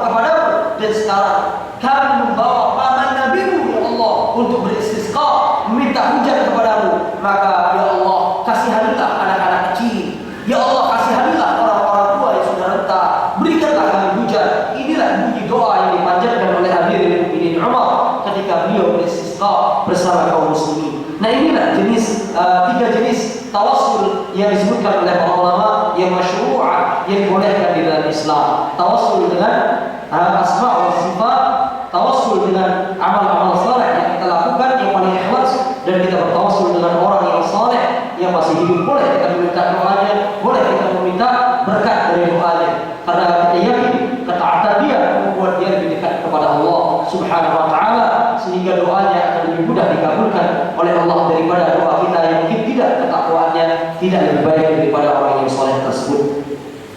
Kemudian ikhwafillah dimuliakan Allah, dengar firman Allah di dalam Al-Qur'anul Karim, di mana Allah mengajarkan kepada kita untuk bertawassul dengan nama dan sifat Allah. Kita puja-puji Allah dulu dengan sifat dan juga asma'nya. Contohnya misalnya doa yang kita sering baca di dalam surat Ali Imran ayat 193, Rabbana innana sami'na munadiyan yunadi lil iman an aminu bi rabbikum fa amanna faghfir lana dhunubana wa kaffir 'anna sayyi'atina wa tawaffana ma'al abrar. Kita di ayat 193 surat Ali Imran berdoa kepada Allah agar Allah mengampuni dosa-dosa kita. Tetapi sebelum berdoa untuk diampuni dosa-dosa kita, kita bertawassul dengan amal saleh. Apa amal saleh yang kita haturkan ke hadapan Allah? Ya Allah, inna sami'na munadiyan yunadi lil iman. Ya Allah, kami sudah menyambut seorang penyeru yang menyeru kepada keimanan, yaitu maksudnya Rasulullah SAW. Kami sudah beriman kepada beliau. Maka an-aminu bi rabbikum fa amanna. Di saat dia mengajak, berimanlah kalian kepada Rabb kalian, maka kami telah beriman ya Allah. Kami benar-benar telah beriman kepada ya Allah. Faghfir lana dzunubana, maka ampunilah dosa-dosa kami ya Allah. Wa kaffir 'anna sayyi'atina, dan tutupilah kesalahan-kesalahan kami. Wa tawaffana ma'al abrar, maka dan juga wafatkanlah kami bersama orang-orang yang baik. Jadi doanya intinya hanya dua saja di situ, yaitu berdoa Allah tutup kesalahan dan dosa kita, serta kita diwafatkan bersama orang-orang yang baik dalam keadaan husnul khatimah. Tetapi sebelum doa itu kita panjatkan, Allah mengajarkan kita untuk bertawassul dengan amal yang saleh. Menyebutkan amal saleh yang kita lakukan, yaitu kita sudah benar-benar beriman kepada seruan yang telah diserukan oleh Nabi untuk beriman, kita telah beriman. Kemudian ikhwah dijelaskan, fahum qad tawassalu ila Allah bi a'malihim bi an yaghfir lahum. Yaqulu Syekh Ibn Baz rahimahullah, Syekh Ibn Baz mengatakan, at-tawassul bil 'amal as-salih min anwa' at-tawassul, ka'an tas'al Allah bi salatika wa siyamika wa birri walidayk wa silati arhamik ka fi ahli Allah. Syekh Ibn Baz menyebutkan di antara bentuk seorang itu bertawassul kepada Allah, bertawassul dengan amal-amal yang saleh, seperti kau bertawassul kepada Allah dengan salat yang ikhlas yang kau lakukan, puasa yang ikhlas yang kau lakukan, perbuatan baik, bakti kepada orang tua yang kau lakukan, silaturahim yang tulus yang kau lakukan, itu bisa menjadi tawassul kepada Allah Subhanahu wa taala, sebagaimana yang telah dilakukan oleh salah satu dari tiga penghuni gua tersebut. Dan itu kata Syekh bin Baz, wa tawassul bil a'mal salihah min asbabil faraj, dan bertawassul dengan amalan-amalan yang saleh yang pernah kita lakukan merupakan salah satu sebab dari sebab Allah tafrijul kurbat, menghilangkan kesusahan-kesusahan, musibah-musibah yang sedang kita alami. Kemudian yang keempat, pelajaran yang bisa kita ambil dari kisah ikhwafillah ashabul ghar, tiga penghuni gua ini, nata'allam min hadzal hadits 'izamatu birril walidain. Kita belajar dari hadis ini bahwasanya ada satu hal yang paling agung yang diajarkan oleh salah satu dari tiga penghuni gua itu, yaitu tentang keagungan satu amalan yang bernama birrul walidain, berbakti kepada kedua orang tua. Lihat salah satu di antara mereka, yang pertama di antara mereka mengatakan, kali abwani syaikhaini kabiran. Ya Allah, dulu aku mempunyai dua orang tua yang sudah sepuh, yang sudah tua, dan aku tidak memberikan susu itu kepada anak dan istriku, walaupun mereka telah perang sampai kedua orang tua aku itu meminumkan dulu. Selalu mendahulukan orang tua daripada anak-anak dan istrinya. Penting rasanya untuk siapapun dari kita menceritakan peristiwa tentang kisah tiga orang penghuni gua ini kepada anak-anak kita, kepada orang-orang muda generasi umat ini, agar mereka menjadi orang-orang yang berbakti kepada kedua orang tua. Karena di dalam Islam, perintah kebaikan setelah berbuat tauhid, menyembah Allah Subhanahu wa taala, untuk sesama makhluk, perintah pertama untuk kita berbuat baik yaitu kepada kedua orang tua. Wa qadha rabbuka alla ta'budu illa iyyah wa bil walidayni ihsana. Dan Allah telah memberikan perintah kepada kalian untuk beribadah kepadanya dan berbuat baiklah, berbaktilah kalian kepada kedua orang tua. Karena itu tidak salah ketika ada seorang sahabat datang dari negeri Yaman, seorang pemuda datang dari Yaman ke Madinah, tidak kurang dari 1.200 km dia berjalan atau lebih dari Madinah, dari Yaman menuju Madinah. Untuk apa? Untuk ikut bersama Rasulullah berjihad di jalan Allah. Ketika pemuda Yaman itu sampai di hadapan Rasulullah, beliau mengatakan, "Ya Rasulullah, ubayyuka 'alal Islam wal iman wal jihad." Ya Rasulullah, aku membayarmu atas keimanan, keislaman dan untuk berjihad di jalan Allah. Maka Nabi sallallahu alaihi wasallam bertanya, "Alaka walidah? Apakah engkau masih memiliki kedua orang tua?" Maka pemuda ini mengatakan, "Na'am ya Rasulullah, taraktuhuma yabkiyan."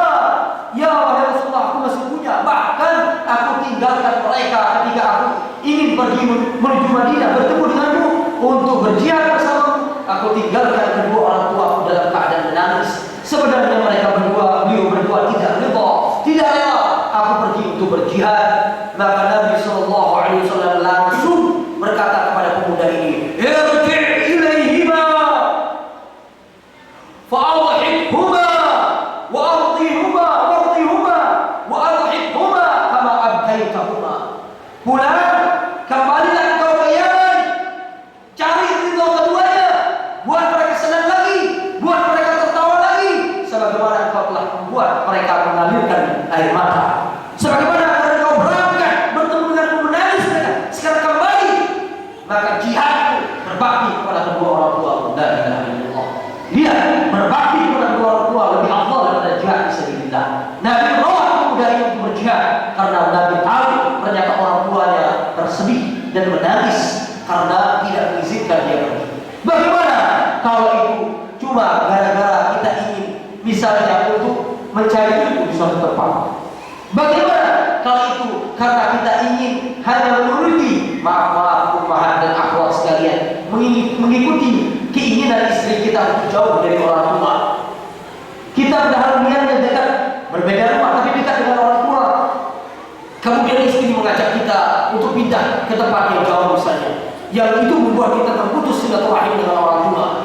Padahal pemuda tadi tidak pernah mengedepankan tidak istri, tidak anak daripada orang tua.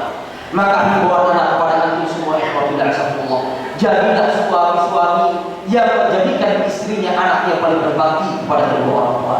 Dan kalian wahai para muslimah yang hadir di majlis ini, jadilah kalian istri-istri dan amatillah, imanillah, hamba-hamba Allah yang menjadikan suami-suami antum dan sekalian menjadi anak-anak yang paling berbakti kepada kedua orang tua. Dengan begitu insyaallah kalian akan menjadi orang-orang yang akan mendapatkan surganya Allah Subhanahu wa taala.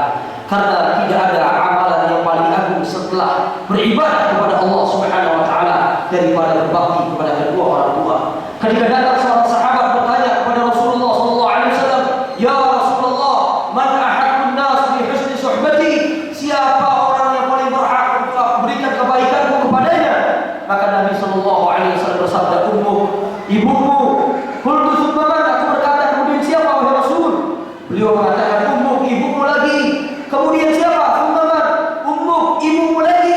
Tsumma abu, kemudian ayahmu. Maka para ulama menjelaskan hadis ini tiga kali Nabi mengatakan ummuka karena baru setelah itu mengatakan tsumma abu, kemudian ayahmu, karena ibu mengalami tiga hal yang tidak bisa dilakukan oleh ayah. Yang pertama, masyaqqatul hamil. Hanya seorang wanita lah yang mampu merasakan beratnya mengandung. Karena itu Nabi mengatakan ibumu. Kemudian ibumu yang kedua, karena hanya wanita lah yang merasakan masyaqqatul wad' wal wiladah. Hanya perempuan yang merasakan beratnya melahirkan. Karena itu Nabi mengingatkan seorang anak, ibumu lagi. Kemudian yang ketiga, ibumu lagi sebelum ayah. Karena hanya seorang ibu lah, seorang wanita lah yang merasakan beratnya menyusui dan merawat anak selama 2 tahun. Malam menjadi siang, siang pun tetap menjadi siang. Beliau kurang istirahat ketika menyusui anaknya kurang lebih 2 tahun. Malam saat bapak sedang terlelap tidur, bahkan enak dengan moroknya, ibu tetap terjaga malam hari. Hanya waktu sedikit saja dari waktu beliau bisa beristirahat. Karena itu para ulama mengatakan 3 kali Nabi mengatakan ummuka, karena ibu mengalami 3 hal yang berat di dalam melahirkan merawat seorang anak. Yang pertama, masyaqqatu al-haml, beratnya mengandung selama kurang lebih 9 bulan.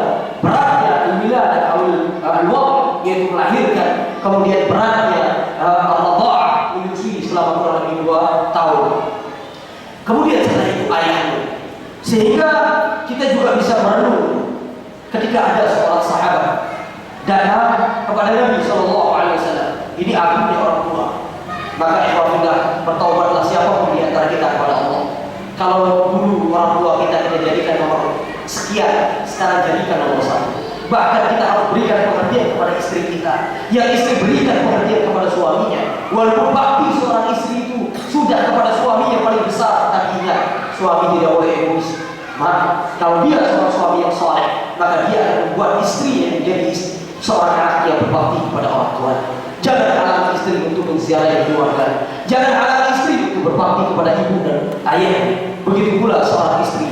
Janganlah kalian menjadi penghalang bagi seorang suami untuk berbakti kepada ibu dan ayahnya, untuk memberikan bagian dari nafkah yang dia dapatkan untuk dia berikan kepada ayah dan ibunya. Ingat, anak laki-laki punya tanggung jawab untuk memberikan nafkah kepada ayah ibunya sampai dia meninggal. Tidak ada batasan. Seorang wanita begitu dia menikah, maka nafkahnya itu tanggung jawab dari suaminya. Tapi seorang anak laki-laki, dia tetap punya hak untuk berbuat ihsan, berbuat baik dengan menafkahi ayah dan ibunya sampai dia itu meninggal. Kenapa? Karena Nabi SAW ketika didatangi oleh seorang laki-laki, dia bertanya, mengeluhkan keadaan ayahnya yang sering meminta harta.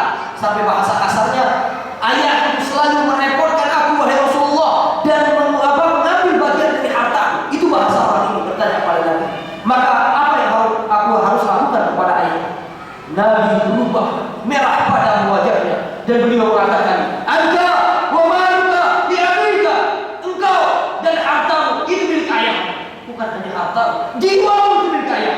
Subhanallah. Sehingga di dalam Islam, seorang ayah membunuh anaknya tidak ada kisah bagi dia. Karena begitu besarnya hak orang tua terhadap anak, begitu besar hak seorang ibu terhadap anak.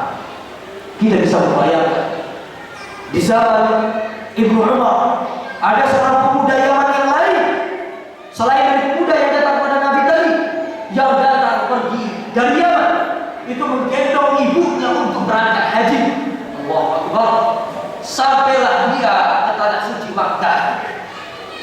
Anda bisa bayangkan, dia menggendong ibunya melaksanakan seluruh rukun haji, seluruh ibadah, prosesi ibadah haji, mulai dari tawaf, mulai dari sa'i Safa wal Marwah, mulai dari Nabi di Mina, mulai dari wudu di Arafah. Dia lakukan di saat berjalan ke Arafah, di saat dia pulang ke Musdalifah, di saat dia kembali ke Mina, di saat dia kemudian kembali ke Masjidil Haram untuk melakukan tawaf yang terakhir.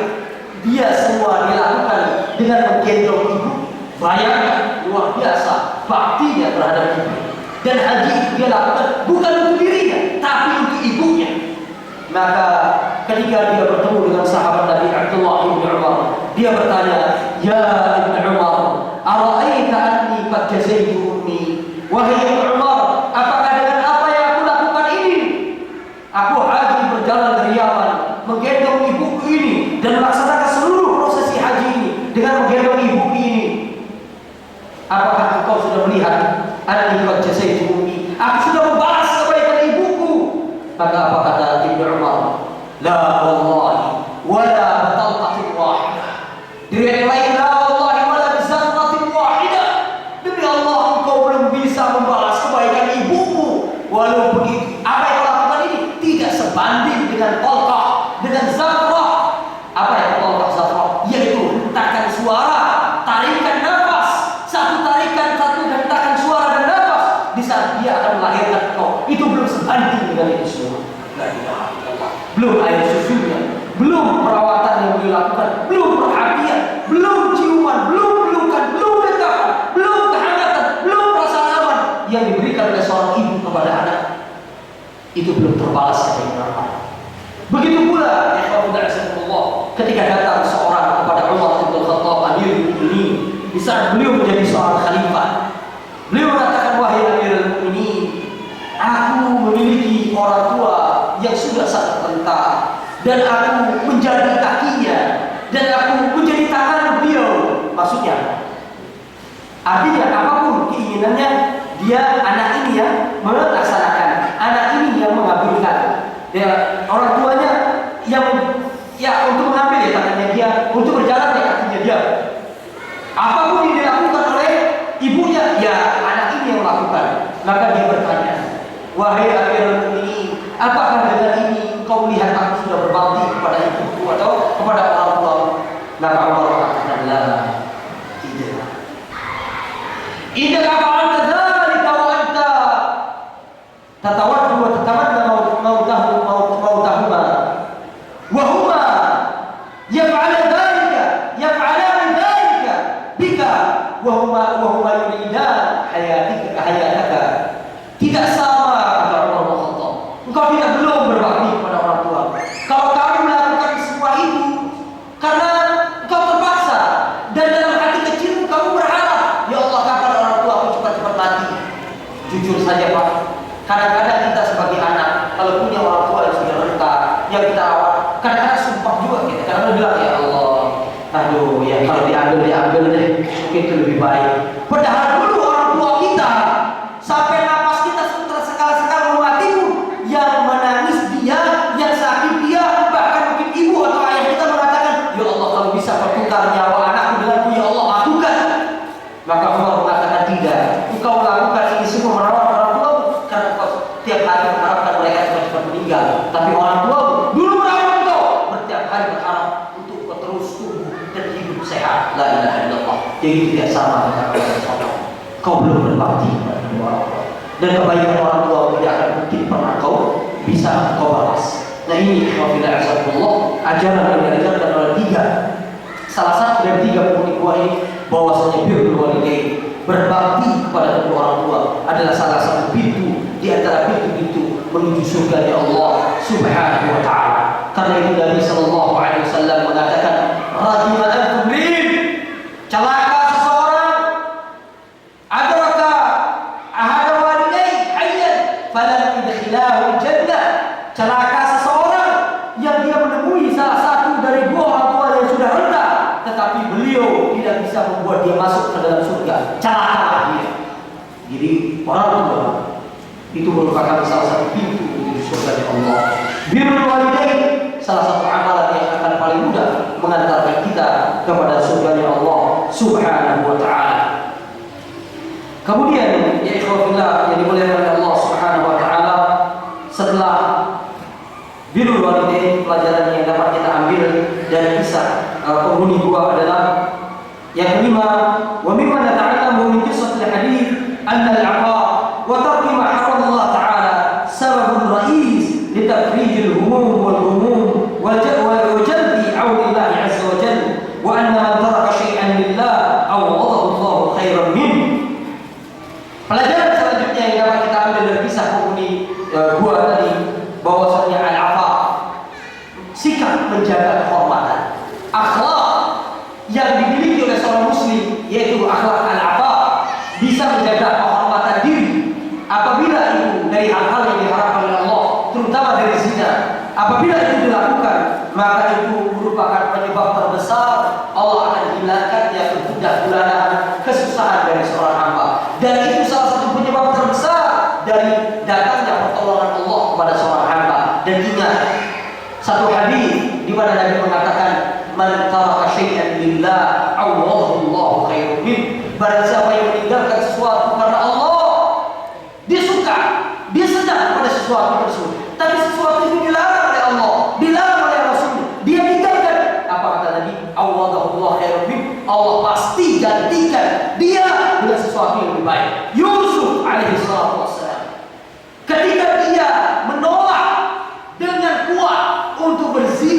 dengan Zulaikha. Ketika dia menjaga dirinya, dia tinggalkan itu semua karena Allah. Maka Allah ganti untuknya dengan Allah berikan kedudukan di Mesir, mengganti suami dari Zulaikha dan kemudian menikah dengan Zulaikha. Diberikan perempuan yang dulu dia ditawarkan dengan cara yang haram, dengan cara yang halal, dan bahkan lebih daripada itu Allah memberikan kekuasaan kepada Yusuf alaihissalam sebagai ganti untuk dia karena melawan syahwat wanita tersebut. Dia masuk ke dalam penjara, tapi Allah ganti setelah penjara tersebut kedudukan tinggi menjadi menteri perbendaharaan harta di Mesir.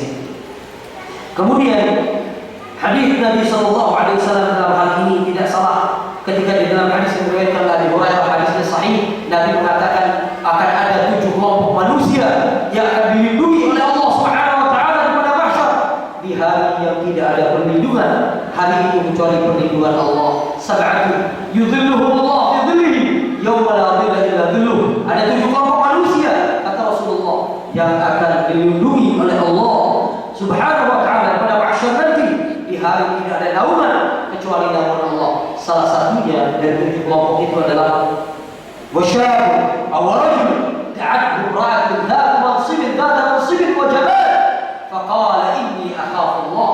Salah satunya seorang laki-laki, seorang pemuda yang diajak oleh seorang wanita yang punya kedudukan terhormat, lagi cantik jelita untuk berbuat zina, dan dia kemudian berkata, inni akhafu Allah, aku takut kepada Allah. Maka pemuda seperti ini akan mendapatkan perlindungan dari Allah. Para ulama mengatakan, dan kias sebaliknya dari hadis ini, seorang wanita apabila diajak oleh seorang laki-laki yang ganteng, yang kaya, yang berkedudukan untuk melakukan perbuatan fahisyah, zina, dan dia menolak, maka perempuan tadi, wanita tadi, gadis tadi akan mendapatkan perlindungan dari Allah, naungan dari Allah di hari yang tidak ada naungan selain naungan Allah. Pelajaran yang ke-6, 8 pelajaran ya Wabillah, insyaallah tinggal 2 lagi. Pelajaran yang ke-6, ونلاحظنا أن الفتاة لا تلجأ إلى الفاحشة إلا لحاجتها إلى المال. Ingat pelajaran selanjutnya, tidaklah perempuan tadi, sepupu dari laki-laki yang berdoa tadi, melakukan hal tersebut, maksudnya rela menerima syarat dari laki-laki sepupunya tadi untuk mengambil hutang dengan syarat tidur semalam dengan dia, atau tidur sekali dengan dia, kecuali dia karena terpaksa, karena kemiskinan, karena kefakiran yang sedang dia alami. Karena itu ikhwafillah disebutkan bahwasanya kefakiran adalah hal yang bisa membuat orang jauh dari istiqamah, yaitu dari istiqamah. Sehingga Nabi SAW terkadang ujian kemiskinan ini membuat orang banyak meninggalkan istiqamah, meninggalkan istiqamah untuk kuat bertahan di atas perintah Allah, untuk kuat bertahan di atas ketaatan kepada Allah. Karena itu Nabi SAW di dalam banyak kesempatan berdoa dengan doa yang sahih diriwayatkan oleh Imam Bukhari. Di antara doa beliau berlindung dari kefakiran, beliau mengatakan, Allahumma inni a'udzubika minal kasali wal haram wal ma'tham wal maghram wa min fitnatil qabr wa min adzabil qabr wa min fitnatin nar wa adzabil nar wa min syarri fitnatil ghina wa a'udzubika min fitnatil faqr. Kata Nabi di antara doa-doa yang beliau panjatkan, ya Allah, aku berlindung kepadamu dari sifat malas dan sifat haram, yaitu keadaan tua yang akan membuat repot semua orang. Dan aku berlindung dari fitnah kubur dan siksa kubur. Aku berlindung dari fitnah neraka dan siksa neraka, dan dari buruknya ujian kekayaan. Banyak orang yang diuji dengan kekayaan, dia pun jauh dari istiqamah kepada Allah. Dan aku berlindung ya Allah kepadamu dari jeleknya kefakiran. Artinya seorang yang fakir, yang bersabar atas kefakirannya, dan dia istiqamah di atas jalan Allah, dia kemungkinan besar akan menjadi penghuni surga. Karena Nabi SAW berkata, wa ra'aitul jannah wa ra'aitu anna mu'dhamu a'laha al-masakin aw al-fuqara. Dan aku melihat neraka surga ketika malam Isra dan Mi'raj. Aku diperlihatkan surga dan aku melihat kebanyakan dari penghuninya mereka adalah kaum miskin atau orang-orang fakir, kata Nabi sallallahu alaihi wasallam. Tapi sebagian orang ketika diuji dengan kefakiran, dia tidak bisa istiqamah mencari harta dan rezeki dari yang haram, bahkan dia rela untuk demi kehidupan layak di dunia ini. Waliyadzubillah. Kemudian pelajaran yang ketujuh, ikhwah fillah azzakumullah, yang bisa kita dapatkan dari kisah penghuni gua ini, wa anna ahlal ghar qad daraba mathalan saniyah fil wafa' wa hifdz al-aman wa 'adam at-tafrid fi huquq al-ghair. Bahwasanya di dalam kisah pemuda 3 orang yang masuk ke dalam gua tadi, salah satunya ada di antara mereka yang mencontohkan sifat amanah yang luar biasa, di mana dia tidak merusak, tidak menutupi, menghilangkan hak-hak dari orang lain yang ada pada dirinya. Dia jaga benar amanah yang milik orang lain, amanah harta ataupun apapun yang dititipkan orang lain kepada dia. Wallahi di zaman yang sekarang kita capek membaca, melihat di mass media massa, di televisi, dimanapun kita melihat setiap ada pejabat nanti dikabarkan korupsi lagi, tidak amanah lagi. Padahal dia dicontohkan oleh salah satu dari 3 orang betapa agungnya amanah. Bertahun-tahun pemuda ini pekerjaan yang meninggalkan bagian, tetapi justru dia lawan bagian sampai menjadi selembah satu tempat itu isinya kambing, onta dan sapi, dan dia mengatakan dengan jujur, dia tidak mengatakan bagian dulu 1 anak sapi, 1 ekor onta, 1 ekor kambing bawa, enggak, dia bahkan mengatakan, kamu lihat gerombolan sapi, onta dan kambing yang memenuhi lembah, iya, itu semua milik. Sampai orang tadi mengatakan, la tastahzi'u bi ya Allah, jangan kau bercanda kepada aku, wahai hamba Allah. Dia mengatakan tidak bercanda, itu semua milikku, dari bagian yang telah kau punyai aku kembangkan, dan itu semua milik. Dia tidak mengambil sedikit pun dari bagian orang tersebut. Nah, sifat amanah inilah yang harus ada pada setiap dada kita seorang muslim. Nabi Muhammad SAW sampai digelari dengan al-sadiq al-yamin, orang yang jujur dan terpercaya di Mekah. Antum bayangkan, seluruh penduduk Mekah itu benci kepada Nabi, bukan karena sifat, bukan karena akhlak, bukan karena muamalah, tapi karena akidah dan ajaran yang dibawa. Tapi sifatnya, karakternya, tidak ada seorang pun yang di Mekah yang lebih dipercaya oleh penduduk Mekah kalau mereka ingin pergi keluar dari Mekah selain Muhammad SAW. Bahkan dalam catatan sejarah kita membaca di antara pesan-pesan yang beliau sampaikan kepada sahabat Ali bin Abi Thalib, pemuda 22 tahun sejak rela tidur di saat hijrah di tempat tidur Nabi. Salah satu pesannya kepada pemuda ini, kepada sahabat Rasulullah dan menantunya ini, sepupunya ini, Ali bin Abi Thalib radhiyallahu anhu.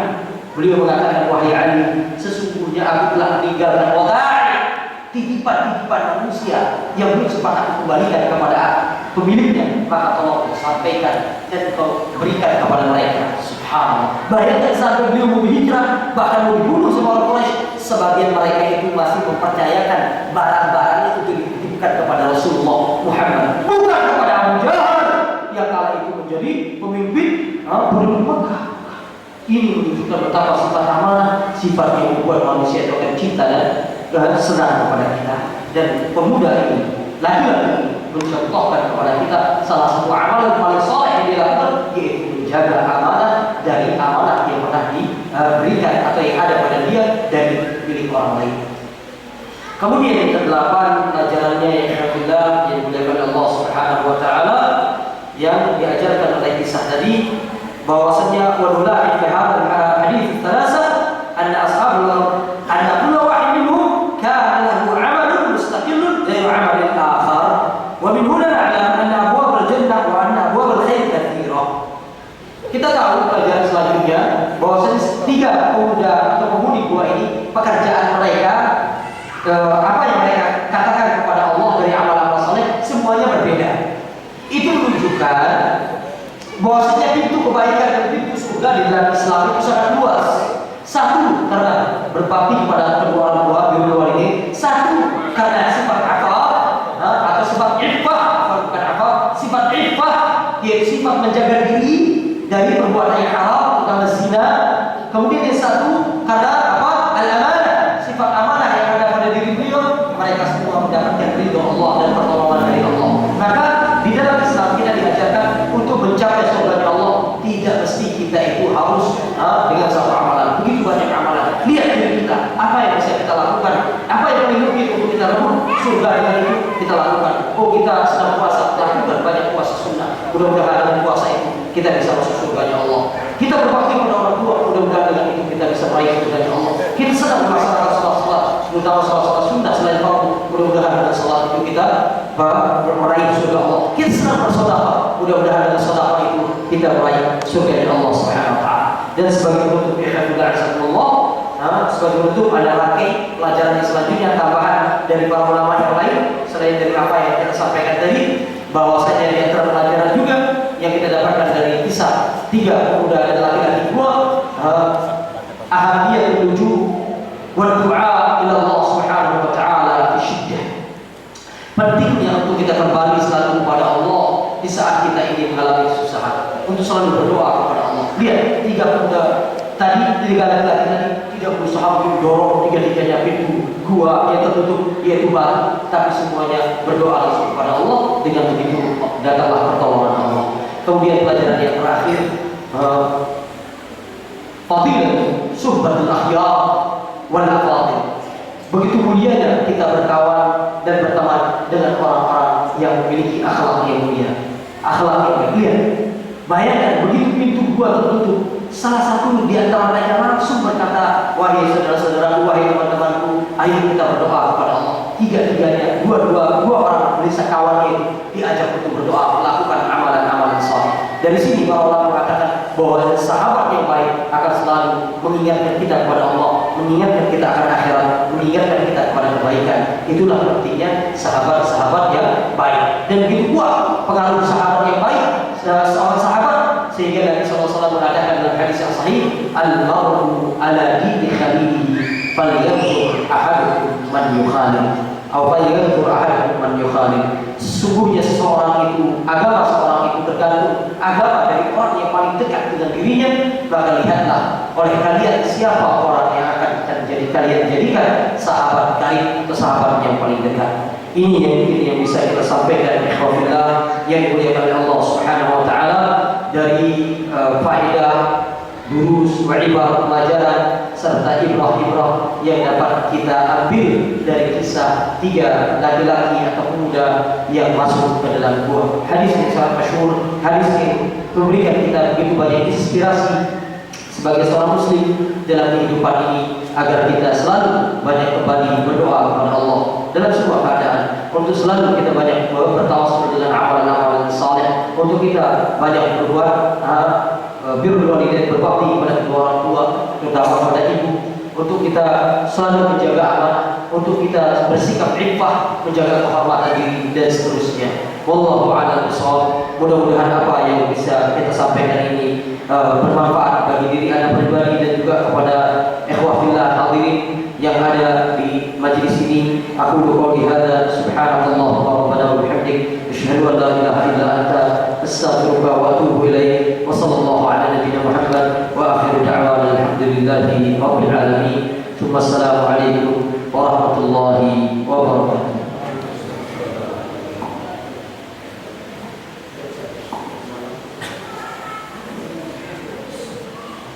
Kalau ada pertanyaan